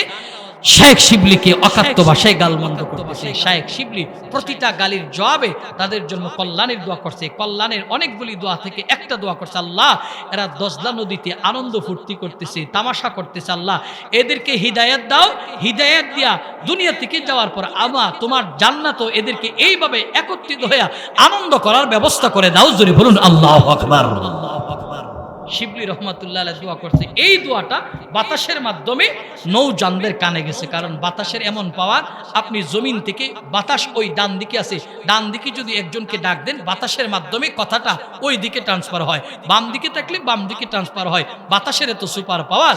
এই শিবলি রহমাতুল্লাহ আলাইহির দোয়াটা এদের কানে গেছে বাতাসের মাধ্যমে। এরা কো দেখছস শিবলির এত গালি দিলাম, বংশ নিয়ে কথা বললাম, তাকে নিয়ে কথা বললাম, ব্যক্তিত্ব নিয়ে কথা বললাম, এরপরও তিনি এত চমৎকার দোয়া করছে। অতএব এই মানুষটার সাথে আমরা বেয়াদবি করছি, নৌকাটা কাছে বিয়া শিবলির পায়ে ধইরা ক্ষমা চাইতে হবে। জোরে বলুন সুবহানাল্লাহ। নৌজানরা গিয়া শিবলির দিছে, শিবলি মাফ করে দেন, ভুল করছি। শিবলি বলেন আমার মনে কোনো কষ্ট নাই। বলে গালি দিছি, কোনো কষ্ট নাই। শিবলিকে বলতেছে হুজুর এত সুন্দর দোয়া করছেন, অতএব আপনি আমাদেরকে আজকে তওবা পড়াইয়া দেন, আর কোনোদিন এই রঙ্গ তামাশা করব না। যুবক, রঙ্গ তামাশা করো, হায়াত কিন্তু চলে যেতেছে। আপনি ইবাদতে কাটান, হায়াত চলে যেতেছে। রঙ্গ তামাশাতে কাটান, হায়াত কিন্তু চলে যেতেছে। খেয়াল করেন তো যে আমার আগে যারা ছিল তারা কোথায়, আমি আছি, আমিও থাকবো না। এই কদম কদম আমাদের কবরের দিকে চলে যেতে হবে। তাহলে আখিরাতে যে আল্লাহর সামনে দাঁড়াবো, কি আমল নিয়ে যাব? আল্লাহ তাআলা তো দুনিয়াতে পাঠাইছে কিছু আমল আখলাক নিয়ে, আমল নিয়ে আল্লাহর আদালতে যায় দাঁড়াবার জন্য। কারণ এটা হলো আখিরাতের ফসলি জমি। যেমন করে চাষাবাদ করলে জমিন থেকে 6 মাসে ধান উঠে আসে, একটা সবজি উঠে আসে 3 মাসে, আমরা এই সবজি পাওয়ার পর আনন্দ পাই। ঠিক মহাজন তার নিজের হাতে কইরা এটা যখন আনন্দ পায়, আল্লাহ তাআলা রব্বুল আলামিন আমাদেরকে বানাইছে, পাঠাইছে কিছু নিয়ে যাওয়ার জন্য। আমরা নিয়ে গেলে আল্লাহ খুশি হবে, আর আল্লাহ খুশি হইলে আমাদের জান্নাত আছে। আল্লাহ রাসূল বলে আর দুনিয়া ও মাজরাতুল আখিরা, দুনিয়া হলো আখিরাতের ফসলি জমি। এখান থেকে নিয়ে যেতে আসতেন, কি নিয়ে যাবেন? নেক আমল। কিন্তু আমরা নিয়ে যেতেছি গুনার বুঝা। গুনার বুঝা নিয়ে আল্লাহর সামনে কেমনে দাঁড়াবেন? কেমনে দাঁড়াবেন? এই কারণে সম্মানিত শুধু গুনাহ মুক্ত জীবন আমাদের গঠন করা লাগবে। এ কারণে ইসলামের পরিপূর্ণতার ভিতরে আমি আছি কিনা, 5 নম্বর কোয়ালিটি হলো আখলাক। কেমন ছিল সাহাবীদের আখলাক? হযরত ওমর রাদিয়াল্লাহু তাআলা শাসনামলে পারস্য রোম সম্রাটের এক সন্তানকে গ্রেফতার করে ওমরের আদালতে আনা হয়েছে। হযরত ওমর রাদিয়াল্লাহু তাআলা তার কালিমার তালকিন দেয়, বলে না পড়বো না। হযরত ওমর বলে পড়ো, না পড়বো না, তাহলে তোমাকে মৃত্যুদণ্ড দেওয়া হবে, দিয়ে দাও। মৃত্যুদণ্ডের জন্য হযরত ওমর রাদিয়াল্লাহু তাআলা তার ময়দানে নিয়ে যাওয়ার পর হযরত ওমর জিজ্ঞেস করলেন তোমার কি শেষ ইচ্ছা? শেষ ইচ্ছা হলো আমার এক গ্লাস পানি দাও, পানি পান করব। হযরত ওমর পানি আনছে, খাদেম রিদিয়া তার হাতে পানি দিছে, খাও। না খাবো না। বলে কেন? এই পানির গ্লাসের অর্ধেক পানি খাবো, আর অর্ধেক থাকলেই যদি তুমি তলোয়ার চালাইয়া দাও তাহলে আমার পানির তৃষ্ণা মিটবে না। হযরত ওমর বলে না, এমনটা করবো না, খাও। বলে না খাবো না। বলে কি করলে খাবা? বলে একটা শর্ত আছে। কি শর্ত? বলে আপনি আমার সাথে বলেন যে আমি পারস্য রোম সম্রাটের সন্তান, আমি ওমর পারস্য রোম সম্রাটের সন্তান, যতক্ষণ পর্যন্ত এই পানির গ্লাসের পানি পান না করবে ততক্ষণ পর্যন্ত তারে কতল করব না। এই ওয়াদা যদি আপনি করেন এরপরে আমি পানি পান করব। হযরত ওমর বলেন ঠিক আছে, আমি ওমর, আমি পারস্য রোম সম্রাটের সন্তান, এই গ্লাসের পানি সম্পূর্ণ পানি পান না করলে, তার তৃষ্ণা না মিটলে আমি তাকে কতল করব না। যেই মাত্র না বলছে, পারস্য রোম সম্রাটের সন্তান গ্লাসটা নিচে ফালাইয়া দিছে। নিচে ফালাইয়া দেওয়ার পর পানিও নেই, গ্লাস ছন্ন বিচ্ছিন্ন হয়ে গেছে। হযরত ওমর বললেন তুমি কাজটা করলা কি? করছি একটা। এখন আপনি তো আমার সাথে ওয়াদা করছেন গ্লাসের পানি যতক্ষণ পর্যন্ত পান না করবো ততক্ষণ পর্যন্ত আপনি আমাকে কতল করবেন না। অতএব এই পানি গ্লাস জোড়া লাগাইয়া দেন, পানি উঠাইয়া দেন বালি থেকে, এরপরে আমি পান করব, এরপরে আপনি আমার হত্যা করবেন, কতল করবেন। আর না হয় আপনি মুসলমান, আপনি সত্য নবীর উম্মত, রাসূলুল্লাহ কোনোদিন মিথ্যা বলে নাই, সে আখলাক আপনারা পাইছেন। কি নসিহত করতেছে, আপনি আমারে কতল করতে পারবেন না। হযরত ওমর বললেন মুস্কি হাসি দিয়া, যা তোর আমি বেকসুর খালাস করে দিলাম। জোরে বলুন সুবহানাল্লাহ। হযরত ওমর যেই মাত্র খালাস করে দিয়েছে, পারস্য রোম সম্রাটের সন্তান বলতেছে মা এত সুন্দর আখলাক, এত সুন্দর চরিত্র তোমরা রাসূলের কাছ থেকে পাইছো, অতএব এই আখলাকওয়ালা মানুষের সামনে সোহবত পাইছি, অতএব এই আখলাক, এই ইসলাম, এই ধর্ম গ্রহণ না করে যাই কোথায়, অতএব আমি তোমার হাতে হাত রেখে কালিমা পড়ে মুসলমান হয়ে যেতে চাই। জোরে বলুন সুবহানাল্লাহ। দেখলেন কত চমৎকার আখলাক। এই কারণেই ঈমান আনার পর ইসলাম আমার ভিতরে আছে কিনা পরিপূর্ণ 5টা কোয়ালিটি দেখতে হবে। 5টার অনেক লম্বা লম্বা আলোচনা ছিল, আমার পরেও যিনি মুহতারাম আল্লাহ হযরত মাওলানা আব্দুল কুদ্দুস ফারুকী দামাত বরকাতুম হযরত চলে এসেছেন, আপনাদের স্টেজে চলে আসবেন, গান গর্ব আলোচনা করবেন। সম্মানিত শুধু আমি 5টা কোয়ালিটির কথা বললাম। 1 নম্বর আবার আমি আপনাদেরকে স্মরণ করে দিচ্ছি, আকাইদ, আকীদা, বিশ্বাস সাফ লাগবে। 2 নম্বর হলো ইবাদত, ইবাদতে কোনো ইবাদতে আমরা গাফলতি করব না। 3 নম্বর হলো মুআমালাত, 3 নম্বর মুআমালা যেন আমাদের নষ্ট না হয়। 4 নম্বর মুআশারাত, 5 নম্বর আখলাক। এই 5টা জিনিস আমরা আঁকড়ে ধরতে হবে, তাহলে বোঝা যাবে ঈমান আনার পর, কালিমা পড়ার পর ইসলামের উপরে আমি পরিপূর্ণ আছি। সম্মানিত শুধু কেউ উঠাউঠি করবো না, কেউ যাব না ইনশাল্লাহ। এই যে হুজুর চলে আসবে, ভাই যাবেন না, বিদুদ্ধ আলেমী দিন, অতএব হুজুরের আলোচনা শুনে যান, কেউ যাব না ইনশাল্লাহ। সম্মানিত শুধু সব কথার মূল খোলাসা কালাম হলো আমি আপনি এমন একটা জীবন গ্রহণ করব, গঠন করব, যেন আমার আপনার প্রতি কারো ক্ষোভ না থাকে, রাগ না থাকে। কারণ রাগ ক্ষোভ থাকবে তো আল্লাহর আদালতে আমি আপনি দামি বনতে পারবো না। সবার হৃদয়ে আমাদের ভালোবাসা থাকুক, আমরা চাই কিনা চাই না? কারা কারা চাই একটু হাত উঠাই দেন। মাশাআল্লাহ, হাতগুলি নাড়া দেন। এটা তাকবীর লাগা, নারে তাকবীর। ঘুমাইতেছেন অনেকে, নারে তাকবীর, নারে তাকবীর। হাত উঠান। সম্মানিত সুধী, এই যে আল্লাহ তাআলার কাছে দামি বনতে চান, তাহলে আমাদের ঈমান, আকীদা সবকিছু মিলে আমাদেরকে কোরআন সুন্নাহ মোতাবেক আমাদের জীবনকে পরিচালনা করতে হবে। সুন্নতের দাওয়াত দিয়ে আমি শেষ করতেছি, সুন্নতের দাওয়াত দিয়ে শেষ করতেছি। সর্বক্ষেত্রে নবীর সুন্নতকে আমরা ফলো করার চেষ্টা করব। সন্তান বিয়ে দিব, সন্তান বিয়ে করাবো, মেয়েকে বিয়ে দিব, ওখানে সুন্নতের আমল সিটিং ফিটিং করার চেষ্টা করব। দৈনন্দিন জীবন আমাদের সুন্নত আছে, ঘুমাইতে গেলাম সুন্নত আছে, খাইতে গেলাম সুন্নত আছে, টয়লেটে গেলাম সুন্নত আছে, টুপি পরা সুন্নত, কিন্তু আমরা টুপি পরি না, পাঞ্জাবি পরা রসুলের সুন্নাহ, পাঞ্জাবি পরি না। সম্মানিত সুধী, হযরতে বেলালে হাফসি রাদিয়াল্লাহু তাআলা আনহু, উনার ইতিহাস পাওয়া যায় কোনো কোনো সময় গোসল করতে গিয়ে মাথা থেকে পাগড়িও আলাদা করা নাই। সিদ্দিকে আকবর রাদিয়াল্লাহু তাআলা আনহু একদিন দেখলেন হযরতে বেলাল পাগড়ির উপর দিয়া পানি ঢালছে। হযরত সিদ্দিকে আকবর বেলালকে জিজ্ঞেস করেন, বেলাল পাগড়ির উপর দিয়া পানি ঢালছো কারণ জানবার চাই? বলে, পাগড়িটা মাথা থেকে আলাদা করতে গেলে সিদ্দিকে আকবর মনে হয় আমার রসুল যেন আমার কাছ থেকে আলাদা হয়ে গেছে, এই কারণে আমি আলাদা করি না। সম্মানিত সুধী, টুপি পরেন এটাও সুন্নত, পাগড়ি পরেন রসুলের সুন্নত, পাঞ্জাবি পরেন সুন্নাত। দামি দামি সিগারেট আমরা খরিদ করিয়া খাই বাজার থেকে, দামি দামি সিগারেট, অথচ রসুলের সুন্নাত হলো খুশবু ব্যবহার করা। 100 টাকা 150 টাকা দিলে সুন্দর ফ্লেভারের সুন্নাহ আতর পাওয়া যায়, এগুলি আমরা ব্যবহার করব। কিন্তু আমরা বডি স্প্রে ব্যবহার করি, যেটা অ্যালকোহল মুক্ত নয়, অ্যালকোহল যুক্ত, যেটা দিলে পয়রা স্প্রে করে গেলে নামাজে দাঁড়ালে নামাজ হবে না। সম্মানিত সুধী, এই কারণে আমরা রসুলের সুন্নতকে সব জায়গায় হাইলাইট করার চেষ্টা করব, সর্বক্ষেত্রে রসুলের সুন্নতকে ফলো করব।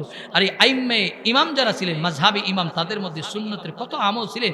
ইমামে আবু দাউদ রাহমাতুল্লাহি আলাইহি নদীর কিনারা দিয়ে একদিন হাঁটতেছে, নদীর মাঝখানে দুইজন জেলে মাছ মারতেছে, একজনের হাসি আসছে, হাসি আসার পর পড়ছে আলহামদুলিল্লাহ, পাশের জন পড়ছে ইয়ারহামুকাল্লাহ। ইয়ারহামুকাল্লাহর আওয়াজটা ইমামে আবু দাউদের কানে আসতে ইমাম আবু দাউদ রাহমাতুল্লাহি আলাইহি রসুলেরই সুন্নাত জিন্দা করতে গিয়া 2 টাকা দিয়া নৌকা ভাড়া করছে, নৌকা ভাড়া কইরা 2 জেলের মাঝখানে গিয়া পড়ছে ইয়াহদিকুমুল্লাহ, জোরে বলুন সুবহানাল্লাহ। ইমামে আবু দাউদ রাহমাতুল্লাহি আলাইহি মারা যাওয়ার পর জিজ্ঞেস করলেন, ইমামে আবু দাউদ, আপনার কোন আমলটা আল্লাহ তাআলার কাছে এত পছন্দ হয়েছে? ইমামে আবু দাউদ বলে, হাদিস পড়াইছি, কত কিছু রসুলের শানে লিখছি, কত কিছু, কত ইবাদত করছি, তবে আল্লাহ তাআলার কাছে নিঃস্বার্থ যে ইবাদত ছিল, যে আমলটা ছিল, সেটা হলো 2 টাকা দিয়ে যে আমার রসুলের সুন্নাত জিন্দা করেছিলাম, এই আমলটা আল্লাহ তাআলার কাছে সবচেয়ে পছন্দের হয়েছে, জোরে বলুন সুবহানাল্লাহ। অতএব সব জায়গায় রসুলের সুন্নাত জিন্দা করার চেষ্টা করব। সম্মানিত সুধী, সুন্নাতের পাবন্দি হবে। সাহাবা আজমাইনরা সুন্নাতের পাবন্দি ছিলেন, কোরআন এবং সুন্নাহ সমন্বয়ে তাদের জীবন চালিয়েছে, এই কারণে তারা দুনিয়া থেকে দামি বনেছে।